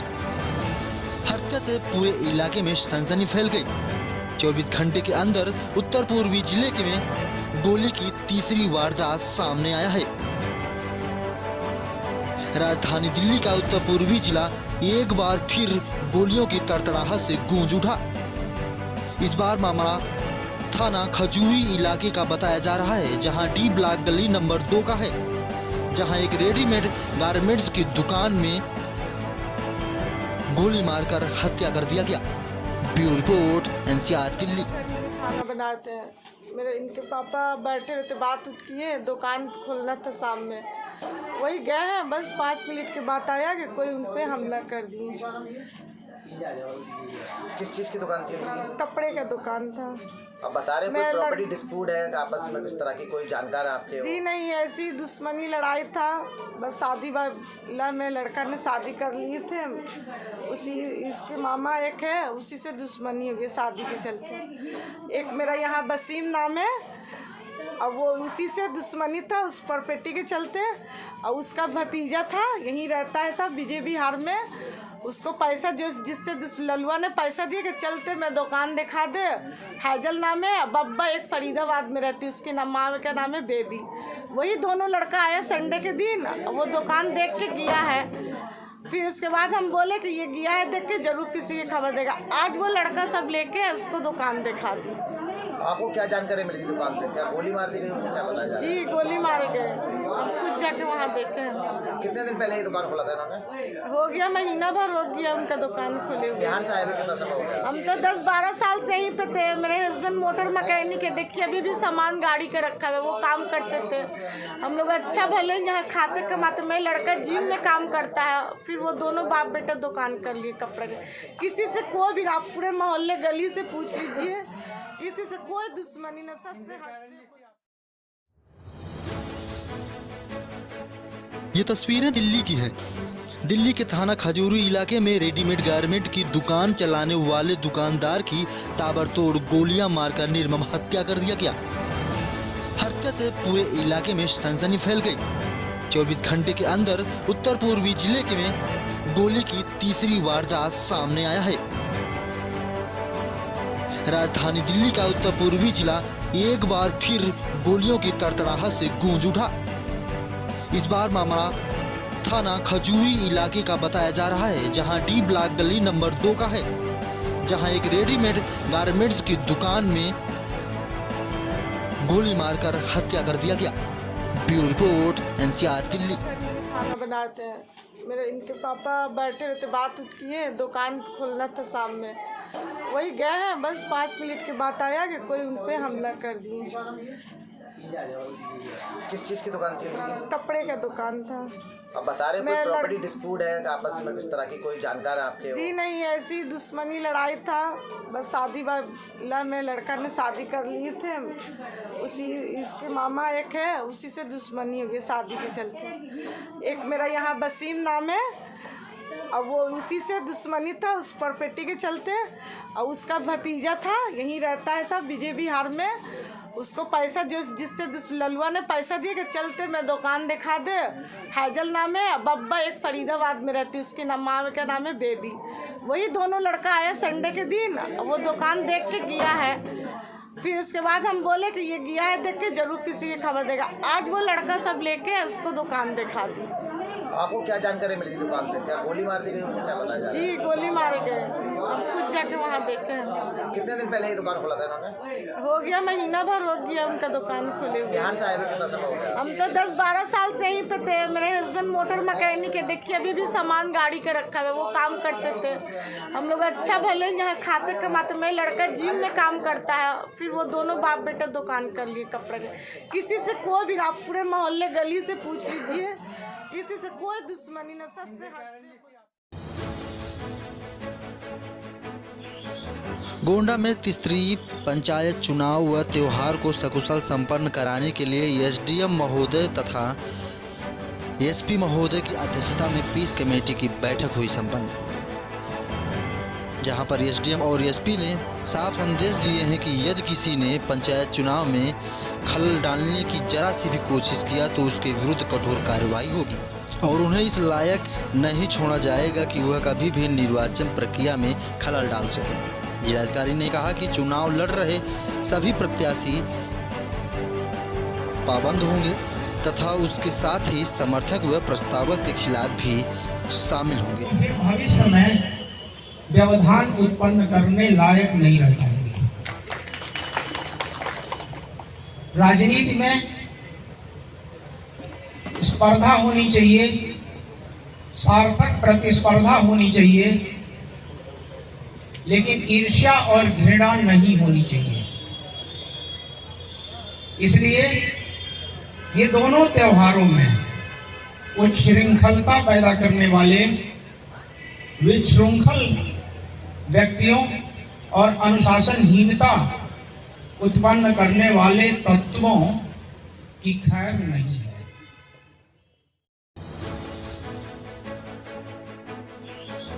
गोंडा में त्रिस्तरीय पंचायत चुनाव व त्योहार को सकुशल संपन्न कराने के लिए एसडीएम महोदय तथा एसपी महोदय की अध्यक्षता में पीस कमेटी की बैठक हुई संपन्न, जहां पर एसडीएम और एसपी ने साफ संदेश दिए हैं कि यदि किसी ने पंचायत चुनाव में खलल डालने की जरा सी भी कोशिश किया तो उसके विरुद्ध कठोर कार्रवाई होगी और उन्हें इस लायक नहीं छोड़ा जाएगा कि वह कभी भी निर्वाचन प्रक्रिया में खलल डाल सके।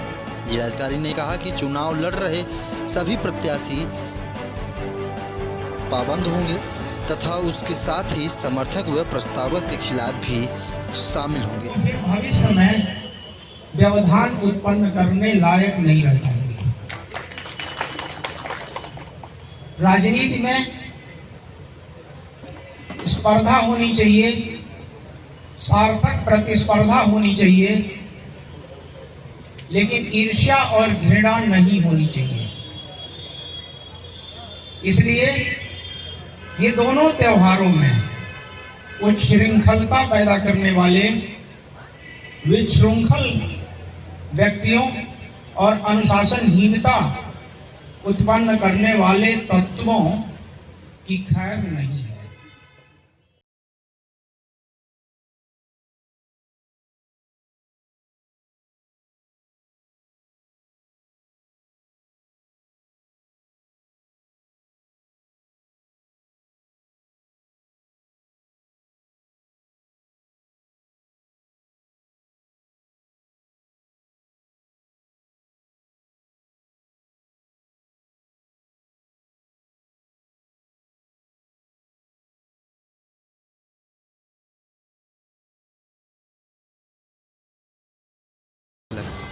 मैं अक्सर देखता हूँ एक्सीडेंट होते हुए, तो कई साथियों ने राय भी दिया और देख के मुझे लगा कि भाई रोड सेफ्टी के लिए काम करना बहुत ज़रूरी है और मैंने ये प्रोग्राम किया।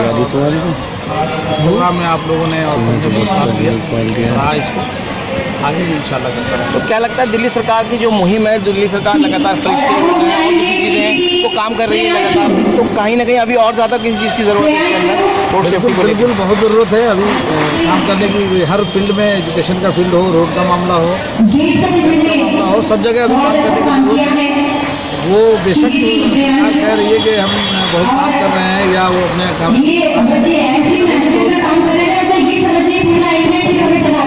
पहले भी आपने कुछ कार्यक्रम किया है?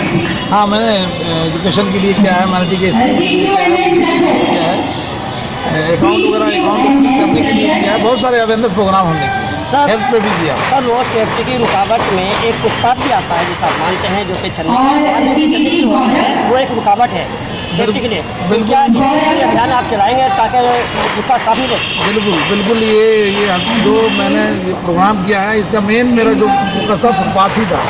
फुटपाथ खाली ना होने की वजह से बहुत सारे एक्सीडेंट होते हैं, जो हमने रिसर्च में देखा और जो पढ़ा और खुद फेस करते हैं कि भीड़ है और सड़कों पे चलना है। इसलिए हमने हमारी बात खाली कराने की। सर, अपनी फेडरेशन के माध्यम से जनता को क्या मैसेज देना चाहेंगे? जनता को मैं मैसेज देना चाहता हूँ कि जब आप सड़क पे हों या घर से आप निकलें तो जरा पहले और सड़क पे जब हो, खासतौर से 4 व्हीलर गाड़ियों वालों के लिए मैसेज है कि गाड़ियों वालों को और पैदल यात्री का ख्याल रखें। हमारे जीवन में जहाँ और सेफ्टियाँ हैं, उसमें आज के इस युग में जहाँ ट्रैफिक रोडों पर इतना ज़्यादा हो गया है और अनियंत्रित ट्रैफिक हो गया है, वहाँ रोड सेफ्टी के कानून के प्रति जागरूकता का कार्य बहुत सराहनीय है और ये फेडरेशन कर रही है। मैं स्कीम जी को, उनकी टीम को और अध्यक्ष जी को बहुत बहुत शुभकामनाएं देता हूँ, बधाई देता हूँ अपनी ओर से दिल्ली विधानसभा।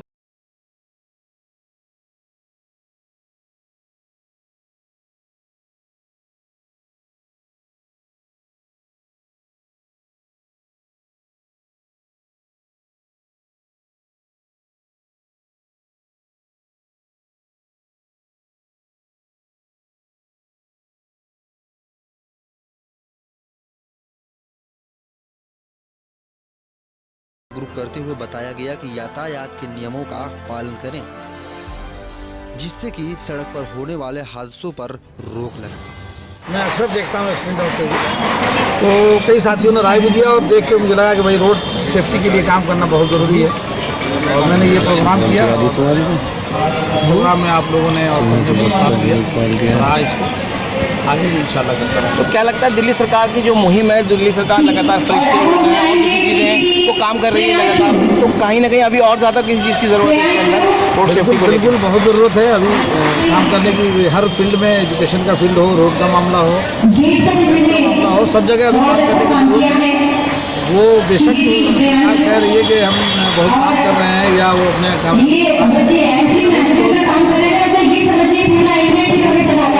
पहले भी आपने कुछ कार्यक्रम किया है?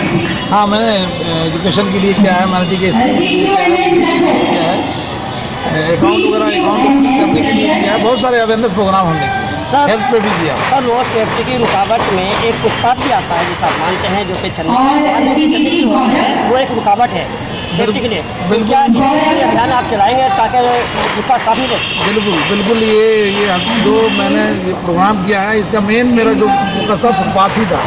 फुटपाथ खाली ना होने की वजह से बहुत सारे एक्सीडेंट होते हैं, जो हमने रिसर्च में देखा और जो पढ़ा और खुद फेस करते हैं कि भीड़ है और सड़कों पे चलना है। इसलिए हमने हमारी बात खाली कराने की। सर, अपनी फेडरेशन के माध्यम से जनता को क्या मैसेज देना चाहेंगे? जनता को मैं मैसेज देना चाहता हूँ कि जब आप सड़क पे हों या घर से आप निकलें तो जरा पहले और सड़क पे जब हो, खासतौर से 4 व्हीलर गाड़ियों वालों के लिए मैसेज है कि गाड़ियों वालों को और पैदल यात्री का ख्याल रखें।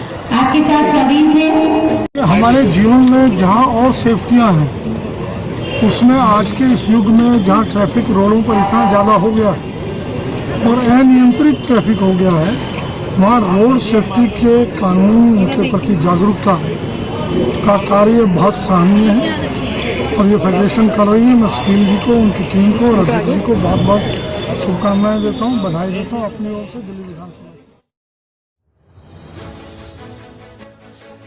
इस वक्त की बड़ी खबर आ रही है दिल्ली वाजिराबाद के जगतपुर फ्लाईओवर से। जगतपुर फ्लाईओवर के पास रेहड़ी पटरी वालों से अवैध उगाही का मामला प्रकाश में आया है, जहां राजू और हासिर नामक दबंग बदमाशों को नहीं है पुलिस का खौफ, जो पिछले कई महीने से लगातार उगाही करते हुए नजर आ रहे हैं।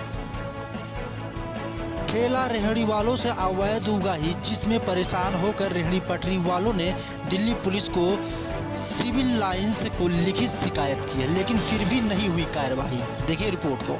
मेरा नाम अशरफ है। अशरफ जी, क्या समस्या है विस्तार में? हमारी समस्या ये है, हम फ्रूट की गाड़ी लगाते हैं वजीराबाद पुल के नीचे। कम से कम होगा में 10 साल लगाते हुए इन पे। एक राजू नाम का बदमाश है, वो लेता है 200 रुपये रोज़ बदमाशी में हमसे। जैसे समझ लो हम परेशान हैं, इस टाइम उसके ठिये डले हुए, हम ऐसी 5 तारीख से बेकार फिर रहे हैं। क्या नाम बताया आपने? उसका नाम है राजू, हमारे कहने फोटो भी है, वो सैदपुर का है। सैदपुर के रहने वाले। हाँ। तो इसके खिलाफ आपने कहीं पर कोई कार्रवाई के लिए कोई प्रार्थना पत्र, शिकायत पत्र दिया?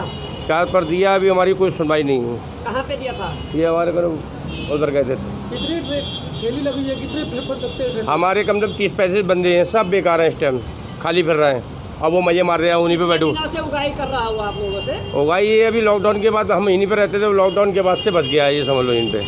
अच्छा। हाँ। तो कितना रुपए लेता है एक ठेली से वो? एक ठेली से 200 रुपये मांग रहा है, कह रहा 200 दोगे तो लगाओगे, ना तो नहीं लगाओगे इन पे। इस वक्त की बड़ी खबर आ रही है दिल्ली वाजिराबाद के जगतपुर फ्लाईओवर से। जगतपुर फ्लाईओवर के पास रेहड़ी पटरी वालों से अवैध उगाही का मामला प्रकाश में आया है, जहां राजू और हासिर नामक दबंग बदमाशों को नहीं है पुलिस का खौफ, जो पिछले कई महीने से लगातार उगाही करते हुए नजर आ रहे हैं। ठेला रेहड़ी वालों से अवैध उगाही, जिसमें परेशान होकर रेहड़ी पटरी वालों ने दिल्ली पुलिस को सिविल लाइंस को लिखित शिकायत की है, लेकिन फिर भी नहीं हुई कार्रवाई। देखिए रिपोर्ट को। मेरा नाम अशरफ है। अशरफ जी, क्या समस्या है विस्तार में? हमारी समस्या ये है, हम फ्रूट की गाड़ी लगाते हैं वजीराबाद पुल के नीचे। कम से कम होगा में 10 साल लगाते हुए इन पे। एक राजू नाम का बदमाश है, वो लेता है 200 रुपये रोज़ बदमाशी में हमसे। जैसे समझ लो हम परेशान हैं, इस टाइम उसके ठिये डले हुए, हम ऐसी 5 तारीख से बेकार फिर रहे हैं। क्या नाम बताया आपने? उसका नाम है राजू, हमारे कहने फोटो भी है, वो सैदपुर का है। सैदपुर के रहने वाले। हाँ। तो इसके खिलाफ आपने कहीं पर कोई कार्रवाई के लिए कोई प्रार्थना पत्र, शिकायत पत्र दिया? शिकायत पर दिया, अभी हमारी कोई सुनवाई नहीं हुई। कहाँ पे दिया था? ये हमारे घर उधर गए थे। कितनी ठेली लगी है, कितने फ्लिप सकते हैं? हमारे कम से कम 30-35 बंदे हैं, सब बेकार हैं, इस टाइम खाली फिर रहे हैं। अब वो मजे मार रहे हैं, उन्हीं पे बैठो। से उगाही कर रहा हुआ आप लोगों से? उगाही ये अभी लॉकडाउन के बाद, हम इन्हीं पे रहते थे, लॉकडाउन के बाद से बच गया है, ये समझ लो इन पे। अच्छा। हाँ। तो कितना रुपए लेता है एक ठेली से वो? एक ठेली से 200 रुपये मांग रहा है, कह रहा 200 दोगे तो लगाओगे, ना तो नहीं लगाओगे इन पे। ये तस्वीरें गोंडा की हैं। वसीम रिजवी के विवादित बयान से शहर में सभी मुस्लिम समुदाय के लोगों में रोष व्याप्त है। आइए दिखाते हैं आपको इस खास पेशकश रिपोर्ट को। निसार अहमद मीनाई मिसबाही, सदरुल मुदर्रिसीन, जामिया अमीरुल उलूम मीनाइया, शहर गोंडा, यूपी। क्या कहना है आपका? इस वक्त मुल्क हिंदुस्तान में हर हर कलेजा को जलाने वाला वसीम रिजवी, उसने ऐसा सोगवार और सुलगता माहौल पैदा किया है कि मेरी अपनी दिल की आवाज़, जिगर की आवाज़, कौम व मिल्लत की आवाज़ कि वसीम रिजवी वक्त का सबसे बड़ा कलमा गो बदनसीब इंसान है। कुरान और साहिब कुरान की तौहीन करने वाला और कुरान में तब्दीली चाहने वाला जिंदा रहने का मुस्तहिक नहीं हो सकता। इस्लामी हुकूमत होती तो वाजिबुल कत्ल था, ऐसा ही किया जाता। खुदा व रसूल का बागी शख्स हमारे मुल्क का भी वफादार नहीं हो सकता। सच तो यह है कि ऐसा शख्स हमारे मुल्क का भी बागी और गद्दार शख्स है। मैं मौलाना मुज़क्किर खान, इमाम ईदगाह शहर गोंडा, वो उस्ताद जामिया अमीरुल उलूम मीनारिया करबला रोड गोंडा। वसीम रिजवी पे आपका क्या कहना है? वसीम रिजवी दुनिया का बहुत बदतरीन इंसान है वो शख्स। अफसोस ये होता है हजरत मौलाए कायनात रदी अल्लाह ताला अन्हु का अपने आप को नाम लेवा कहता है। क्या उसको ये हिस्ट्री नहीं मालूम कि यही वो मौलाए कायनात हैं जिस कुरान की हिफाजत के लिए मदीना तैयबा को छोड़कर अपना दारुस सल्तनत आपने मुल्क शाम बनाया। यही वो कुरान मुक़द्दस है जिसकी हिफाजत के लिए हजरत इमाम अली मकाम रदी अल्लाह ताला अन्हु ने करबला में अपने तमाम कुंबों के साथ शहीद हो गए। इसी कुरान की हिफाजत के लिए सैयदा ज़ैनब के आंसू नहीं थम रहे थे। इसी कुरान की हिफाजत के लिए सैयदा सकीना की आंखें पथरा गईं। आज उनका नाम लेता है। देखिए, मैं असीमुल्लाह कासमी, मोहतमी मदरसा फुरकानिया गोंडा। जहाँ तक बात है वसीम रिजवी की, जो कुरान करीम से 26 आयतों के निकालने की अर्जी दाखिल की है, वो ऐसा घिनौना जुर्म है और ऐसी गलत हरकत है कि जिसके ज़र्रा बराबर अगर ईमान होता कोई शख्स इस किस्म की बातें नहीं कर सकता। वो इस लायक है, वो दायरे इस्लाम से खारिज है, वो इस लायक है कि उसको जितनी भी बड़ी सज़ा दी जाए वो कम है। इस सिलसिले में मेरा ये ख्याल है कि चाहे वसीम रिजवी हो या कोई भी हो, या किसी मसलक का आलिम हो, या कोई भी हो, इस तरह का कुरानी आयात के बारे में कोई मुकदमा कायम करे, कोई रिपोर्ट दे या उस सिलसिले में अपना बयान दे, वो इस्लाम से खारिज है, मुर्तद है। और अगर इस्लामी हुकूमत हो तो ऐसे शख्स की सज़ा कत्ल है। अगर इस्लामी हुकूमत होती हिंदुस्तान में तो वसीम रिजवी अब तक कत्ल कर दिया जाता। ये बयान मैं ज़िला गोंडा के तमाम अहले हदीस उलमा की तरफ से देता हूँ, पूरी जमात की तरफ से बयान देता हूँ। और यही फतवा है बरेली उलमा का और शिया उलमा का और देवबंदी उलमा का और अहले हदीस उलमा की तरफ से गोया मैं बयान दे रहा हूँ पूरे यकीन और एतमाद के साथ कि वो इस्लाम से खारिज है वसीम रिजवी, और उसका इस्लाम से कोई ताल्लुक नहीं। ये तस्वीरें गोंडा की हैं। वसीम रिजवी के विवादित बयान से शहर में सभी मुस्लिम समुदाय के लोगों में रोष व्याप्त है। आइए दिखाते हैं आपको इस खास पेशकश रिपोर्ट को। निसार अहमद मीनाई मिसबाही, सदरुल मुदर्रिसीन, जामिया अमीरुल उलूम मीनाइया, शहर गोंडा, यूपी। क्या कहना है आपका? इस वक्त मुल्क हिंदुस्तान में हर हर कलेजा को जलाने वाला वसीम रिजवी, उसने ऐसा सोगवार और सुलगता माहौल पैदा किया है कि मेरी अपनी दिल की आवाज़, जिगर की आवाज़, कौम व मिल्लत की आवाज़ कि वसीम रिजवी वक्त का सबसे बड़ा कलमा गो बदनसीब इंसान है। कुरान और साहिब कुरान की तौहीन करने वाला और कुरान में तब्दीली चाहने वाला जिंदा रहने का मुस्तहिक नहीं हो सकता। इस्लामी हुकूमत होती तो वाजिबुल कत्ल था, ऐसा ही किया जाता। खुदा व रसूल का बागी शख्स हमारे मुल्क का भी वफादार नहीं हो सकता। सच तो यह है कि ऐसा शख्स हमारे मुल्क का भी बागी और गद्दार शख्स है। मैं मौलाना मुज़क्किर खान, इमाम ईदगाह शहर गोंडा, वो उस्ताद जामिया अमीरुल उलूम मीनारिया करबला रोड गोंडा। वसीम रिजवी पे आपका क्या कहना है? वसीम रिजवी दुनिया का बहुत बदतरीन इंसान है वो शख्स। अफसोस ये होता है हजरत मौलाए कायनात रदी अल्लाह ताला अन्हु का अपने आप को नाम लेवा कहता है।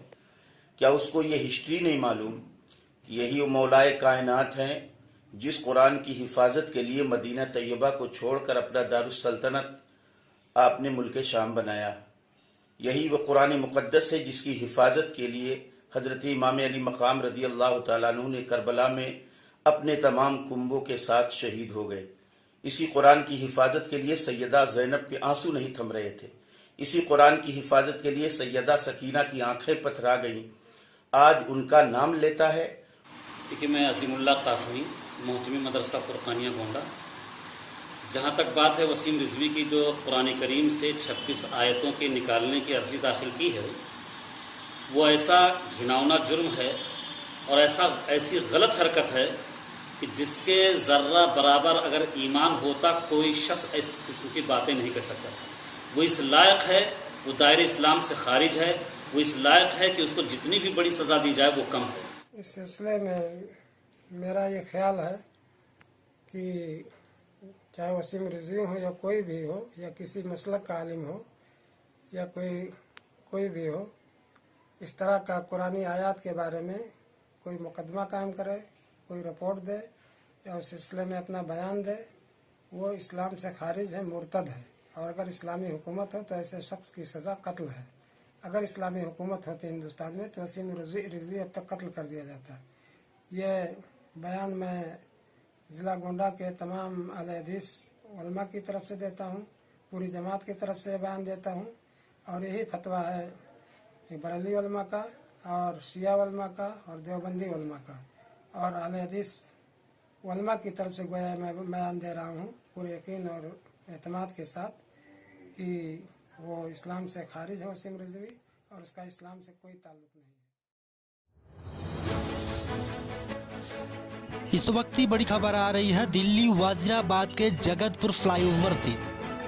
जगतपुर फ्लाईओवर के पास रेहड़ी पटरी वालों से अवैध उगाही का मामला प्रकाश में आया है, जहां राजू और हासिर नामक दबंग बदमाशों को नहीं है पुलिस का खौफ, जो पिछले कई महीने से लगातार उगाही करते हुए नजर आ रहे हैं। ठेला रेहड़ी वालों से अवैध उगाही, जिसमें परेशान होकर रेहड़ी पटरी वालों ने दिल्ली पुलिस को सिविल लाइंस को लिखित शिकायत की है, लेकिन फिर भी नहीं हुई कार्रवाई। देखिए रिपोर्ट को। मेरा नाम अशरफ है। अशरफ जी, क्या समस्या है विस्तार में? हमारी समस्या ये है, हम फ्रूट की गाड़ी लगाते हैं वजीराबाद पुल के नीचे। कम से कम में 10 साल लगाते हुए इन पे। एक राजू नाम का बदमाश है, वो लेता है 200 रुपये रोज़ बदमाशी में हमसे। जो समझ लो हम परेशान हैं, इस टाइम उसके ठिये डले हुए, हम ऐसी 5 तारीख से बेकार फिर रहे हैं। क्या नाम बताया आपने? उसका नाम है राजू।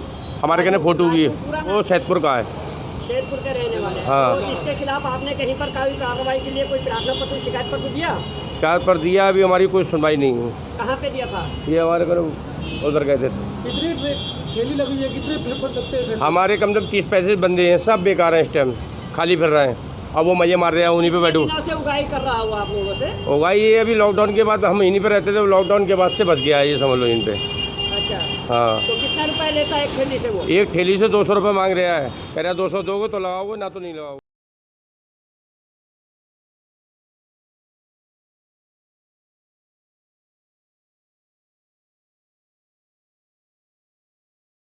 अभियान का आयोजन संपन्न हुआ। उत्तर पूर्वी दिल्ली से सीमापुरी के एक स्कूल में सड़क पर होने वाले हादसे पर रोक लगाने के लिए एक जागरूकता अभियान चलाया गया, जिसमें रोड सेफ्टी को लेकर लोगों को जागरूक करते हुए बताया गया कि यातायात के नियमों का पालन करें, जिससे कि सड़क पर होने वाले हादसों पर रोक लगे।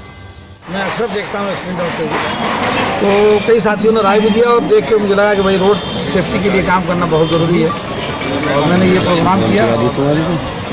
प्रोग्राम में आप लोगों ने और किया इसको आगे भी इंशाल्लाह करता है। तो क्या लगता है दिल्ली सरकार की जो मुहिम है, दिल्ली सरकार लगातार फरिश्ते और दूसरी चीज़ें तो काम कर रही है लगातार, तो कहीं ना कहीं अभी और ज़्यादा किसी चीज़ की ज़रूरत है इसके अंदर? रोड सेफ्टी को बिल्कुल बहुत ज़रूरत है अभी काम करने की। हर फील्ड में, एजुकेशन का फील्ड हो, रोड का मामला हो, सब जगह अभी काम करने की जरूरत है। वो बेशक सरकार कह रही है कि हम बहुत काम कर रहे हैं या वो अपने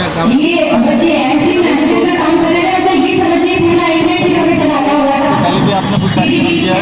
हाँ, मैंने एजुकेशन के लिए किया है, माइनॉरिटी के किया है, अकाउंट वगैरह करने के लिए किया है, बहुत सारे अवेयरनेस प्रोग्राम हमने हेल्थ पे भी किया। सर, रोड सेफ्टी की रुकावट में एक फुटपाथ भी आता है जिसे आप मानते हैं, जो कि चलने वो एक रुकावट है सेफ्टी के लिए। क्या अभियान आप चलाएंगे ताकि फुटपाथ साफ मिले? बिल्कुल ये जो मैंने प्रोग्राम किया है, इसका मेन मेरा जो फोकस था फुटपाथ ही था। फुटपाथ खाली ना होने की वजह से भी बहुत सारे एक्सीडेंट होते हैं, जो हमने रिसर्च में देखा और जो पढ़ा और खुद फेस करते हैं कि सड़कों पर है और सड़कों पर चलना है। इससे हमने हमारी बात खाली कराने की सर अपनी फेडरेशन के माध्यम से जनता को क्या मैसेज देना चाहेंगे? जनता को मैं मैसेज देना चाहता हूँ कि जब आप सड़क पे हों या घर से आप निकलें तो जरा पहले और सड़क पे जब हों, खासतौर से 4 व्हीलर गाड़ियों वालों के लिए मैसेज है कि स्कूटी गाड़ियों वालों को और पैदल यात्री का ख्याल रखें। हमारे जीवन में जहाँ और सेफ्टियाँ हैं उसमें आज के इस युग में जहाँ ट्रैफिक रोडों पर इतना ज़्यादा हो गया और अनियंत्रित ट्रैफिक हो गया है, वहाँ रोड सेफ्टी के कानून के प्रति जागरूकता का कार्य बहुत सराहनीय है और ये फेडरेशन कर रही है। मैं स्कीम जी को, उनकी टीम को और अधिकारी को बहुत बहुत शुभकामनाएं देता हूँ, बधाई देता हूँ अपनी ओर से दिल्ली विधानसभा। गोंडा में त्रिस्तरीय पंचायत चुनाव व त्योहार को सकुशल संपन्न कराने के लिए एसडीएम महोदय तथा एसपी महोदय की अध्यक्षता में पीस कमेटी की बैठक हुई संपन्न, जहां पर एसडीएम और एसपी ने साफ संदेश दिए हैं कि यदि किसी ने पंचायत चुनाव में खलल डालने की जरा सी भी कोशिश किया तो उसके विरुद्ध कठोर कार्रवाई होगी और उन्हें इस लायक नहीं छोड़ा जाएगा कि वह कभी भी निर्वाचन प्रक्रिया में खलल डाल सके। जिलाधिकारी ने कहा कि चुनाव लड़ रहे सभी प्रत्याशी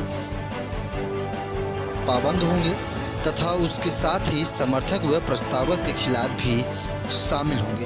भविष्य में व्यवधान उत्पन्न करने लायक नहीं रह जाएंगे। राजनीति में स्पर्धा होनी चाहिए, सार्थक प्रतिस्पर्धा होनी चाहिए, लेकिन ईर्ष्या और घृणा नहीं होनी चाहिए। इसलिए ये दोनों त्योहारों में उच्छृंखलता पैदा करने वाले, विशृंखल व्यक्तियों और अनुशासनहीनता उत्पन्न करने वाले तत्वों की खैर नहीं है।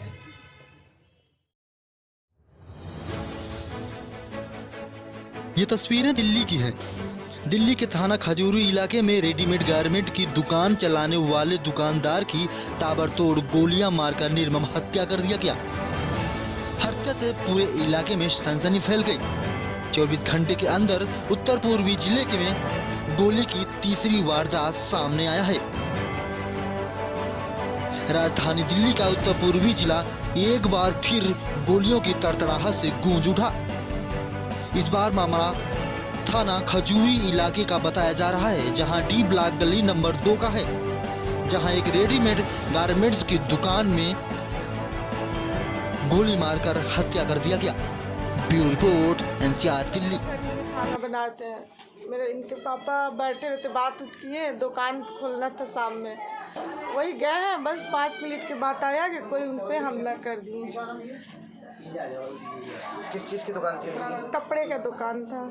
अब बता रहे कोई प्रॉपर्टी डिस्प्यूट है आपस में, किस तरह की कोई जानकार है आपके? जी नहीं, ऐसी दुश्मनी लड़ाई था, बस शादी वाला में लड़का ने शादी कर लिए थे, उसी इसके मामा एक है, उसी से दुश्मनी हो गई शादी के चलते। एक मेरा यहाँ वसीम नाम है, अब वो उसी से दुश्मनी था उस प्रॉपर्टी के चलते, और उसका भतीजा था, यहीं रहता है सब विजय बिहार में, उसको पैसा जिससे ललुआ ने पैसा दिया कि चलते मैं दुकान दिखा दे।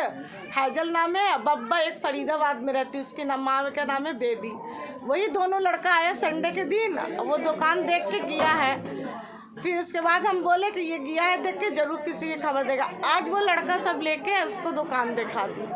आपको क्या जानकारी मिली थी दुकान से? क्या गोली मार दी गई, क्या बताया जा रहा है? जी गोली मारे गए, हम खुद जाके वहाँ देखे। कितने दिन पहले ये दुकान खोला था इन्होंने? हो गया महीना भर हो गया उनका दुकान खोले हुए। बिहार से आए हुए कितना समय हो गया? हम तो 10-12 साल से यहीं पे थे। मेरे हस्बैंड मोटर मैकेनिक है, देखिए अभी भी सामान गाड़ी के रखा है, वो काम करते थे।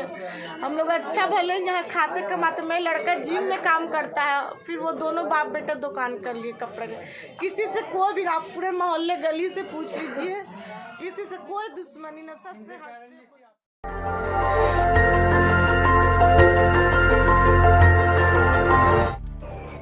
तो अब तस्वीरें मध्य प्रदेश के उज्जैन से आ रही है। आपको बता दें, गैसरीम कंपनी ने गोद ले रखे 14 गांवों को नहीं मिल रही सौगात, ग्रामीणों ने सौंपा एसडीएम को ज्ञापन। मध्य प्रदेश में उज्जैन जिले के नागदा तहसील में आज मां चंबल नदी के किनारे बसे 14 गांव के लोगों ने दिया एसडीएम को ज्ञापन। आपको बता दें, मुख्य 2 मांगे रहीं, जिसमें मां चंबल नदी में स्टाम डैम, जिससे किसानों को अपनी फसलों को भरपूर तौर पर पानी मिल सके, और नल जल योजना के तहत कनेक्शन के पैसे बहुत ज़्यादा वसूले जा रहे हैं। इन सभी मुद्दों को लेकर चंबल नदी के किनारे बसे 14 गांव के लोग आईएसडीएम को ज्ञापन सौंपे हुए हैं। आइए दिखाते हैं आपको इस खास रिपोर्ट को। और जो 14 गांव की जो टंकियां बनी है पानी की, उन हम नल जल योजना के तहत जो टंकियां बनी है, तो उन ग्रामीणों को सबको गोद ले रखा है ऑलरेडी ग्रेसिम कंपनी ने। तो हमारा मेन मकसद है कि ग्रेसिम कंपनी बिल जमा करे जल विभाग को। आज 600 रुपये महीना किसको बोलते हैं? ये महिला सब परेशान और प्रताड़ित है, और सारे 14 गांव प्रताड़ित है, परेशान है। इतने बिल से 600 रुपये महीना बहुत ज्यादा होता है।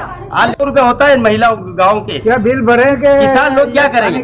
और मेन हमारा स्टाम डैम, अगर जब तक स्टाम डैम अगर नहीं बना है, तो मैं माँ चंबल नदी के बीच में बैठूंगा और वहीं पर मेरी अनिश्चितकालीन भूख हड़ताल रहेगी। सारे गाँव वाले बैठेंगे, जिसकी समस्त जवाबदारी शासन प्रशासन की वाले बैठेंगे। गाँव बचे हैं, उनके किसानों द्वारा ज्ञापन सौंपा गया श्रीमान अनुभागीय अधिकारी महोदय के नाम।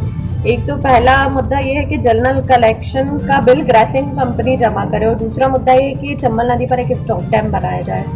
तो इसकी इन्फॉर्मेशन हम श्रीमान अनुभागीय अधिकारी महोदय तक पहुंचा देंगे। और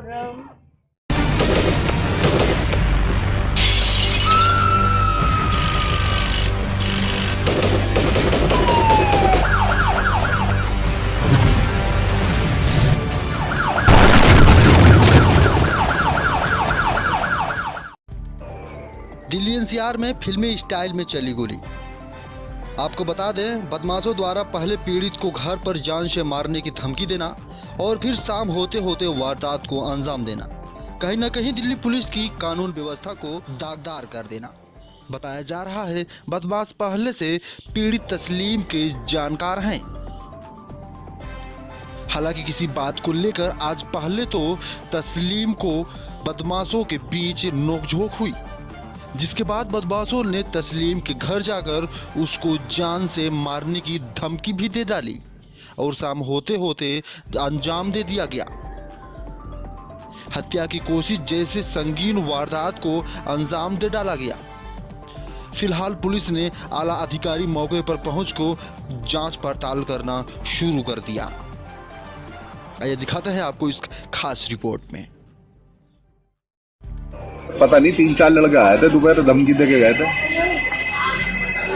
और अब ये मगरिब के बाद ये हादसा हो गया।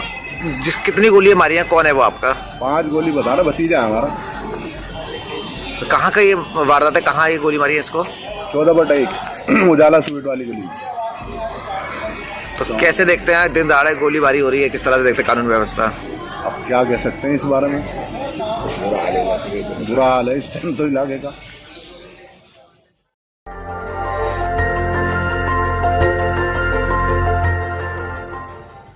बलिया में किराए के मकान में रह रहे दंपति ने आपसी विवाद में की आत्महत्या। बता दें, दंपति के बंद कमरे में शव मिलने से इलाके में मचा हड़कंप। 1 साल पहले ही दंपति ने की थी शादी।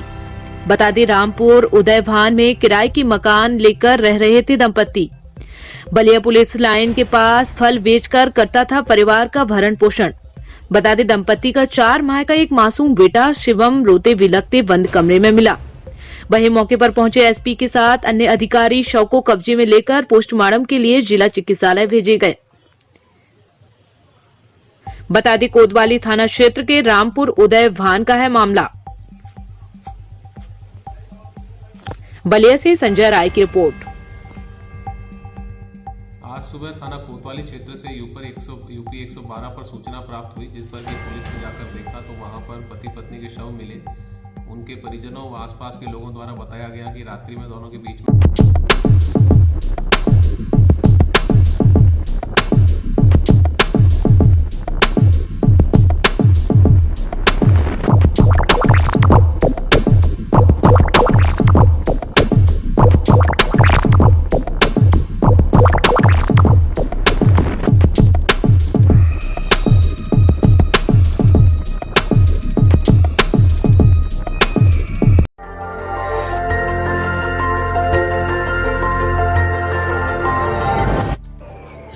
भगवान शिव और माता पार्वती के विवाह का पर्व महाशिवरात्रि आज संगम नगरी प्रयागराज में भी पूरी आस्था और श्रद्धा के साथ मनाया जा रहा है। इस मौके पर शिवालयों से सुबह से ही श्रद्धालुओं की भीड़ उमड़ पड़ी है। भोले भंडारी को देखने के लिए सुबह सूरज की पहली किरण निकलने से पहले ही शिवालयों में पहुंचकर अभिलाषाओं के बेल पत्तियों और दूध चढ़ाकर अपनी मनोकामना पूरी कर आशीर्वाद मांग रहे हैं। हालांकि इसके अलावा आज शहर के कई जगहों पर शिव बारात और भगवान बारात की शोभा यात्रा भी निकाली जाएगी। आज बहुत पुण्य पर्व है शिवरात्रि, भगवान की रात्रि, शिव जी की रात्रि। आज के दिन भगवान भोलेनाथ शिव पार्वती के साथ विवाह संपन्न किया गया रात्रि में, इसलिए शिवरात्रि रात जगने के लिए बनाया गया। मनकामेश्वर जो मंदिर है ये प्रयाग की धरती पर विराजमान अक्षय वट समीपस्थः पश्चिमे कामेश्वर तीर्थ उद्धतः। ये पुराण का वाक्य है कि अक्षय वट के समीप पश्चिम पर कामेश्वर तीर्थ है। उस कामेश्वर तीर्थ में भक्तों की मनोकामनाएं जब पूर्ण हुई तो ये श्री मनकामेश्वर महादेव त्रेता काल में जब दशरथ नंदन चक्रवर्ती सम्राट राम का वनगमन हुआ, उस समय त्रिवेणी पर स्नान करके अक्षय वट के समीप रुक करके भगवान शिव का अपने परिवार के साथ, सीता के साथ राम जी ने यहाँ पर पूजन किया। मुस्तफाबाद में दहेज के विरोध में एक रैली निकाली गई, जिसमें मौलाना अब्दुल्ला रहमान व मुत्ताहिदा जमीयत उलेमा ए हिंद के कौमी सदर HM हासिम मलिक ने निकाली। ये रैली पुराना मुस्तफाबाद गली नंबर 6 से होकर बाबूनगर, शिव विहार, तिरहरा, त्रिपाल फैक्ट्री होते हुए बजरपुरी की पुलिया के नीचे से संजय चौक पहुंचकर जोहर की नमाज पढ़ी और वहां मस्जिद में भी दहेज के बारे में बताया गया।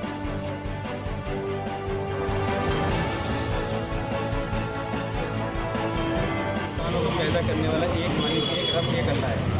तो इसलिए पूरी कायनात का मालिक भी वही है, हाकिम भी वही है। अनिल हुक्म इल्ला लिल्लाह। इस पूरी कायनात में अल्लाह का हुक्म चलता है। तो इंसान अगर अपने आप को बंदा समझता है, हम बोलते तो है ज़रूर बंदा ये कर रहा है, ये बंदा वो कर रहा है। अगर हम अपने आप को बंदा समझ लें, बंदे का मतलब होता है गुलाम, वो मालिक है, हम उसके गुलाम है। तो बंदे का काम ही होता है कि उसकी फर्माबरदारी करना, उसकी गुलामी करना, उसकी बात को मानना। अगर हम उस आसमानी कलाम की शरीयत की और उस कानून जो संविधान है पूरी इंसानों की ज़िंदगी का, दुनिया का भी और मरने के बाद परलोक का भी, उसके ऊपर अमल करेंगे तभी ये निवारण हो सकता है। और नजर दुनिया का कोई कानून निवारण नहीं कर सकता। कानून पहले बनता है, उसका तोड़ उससे पहले बन जाता है। ये है कि हम सब पाबंद हो उस कानून के, रब के कानून के, जिसने हमें पैदा किया सर्वोत्तम योनि में, तो उसी ने हमें तरीका सिखाया जीने का। पूरी शरीयत के कानून है, चाहे वो ये बलात्कार को लेकर हो, जिना कहते हैं, दहेज को लेकर हो, विरासत को लेकर हो, सारे के सारे कुरान में मौजूद हैं। और अल्लाह ने हिस्से भी बता दिए विरासत में, इसका कितना होगा वो भी उलमा से खुद बता दिया, बेटी का कितना होगा, बेटी का कितना होगा, उसका कितना होगा। उन्हीं कानूनों से इस देश में क्या दुनिया में शांति हो सकती है और लोगों के साथ न्याय हो सकता है।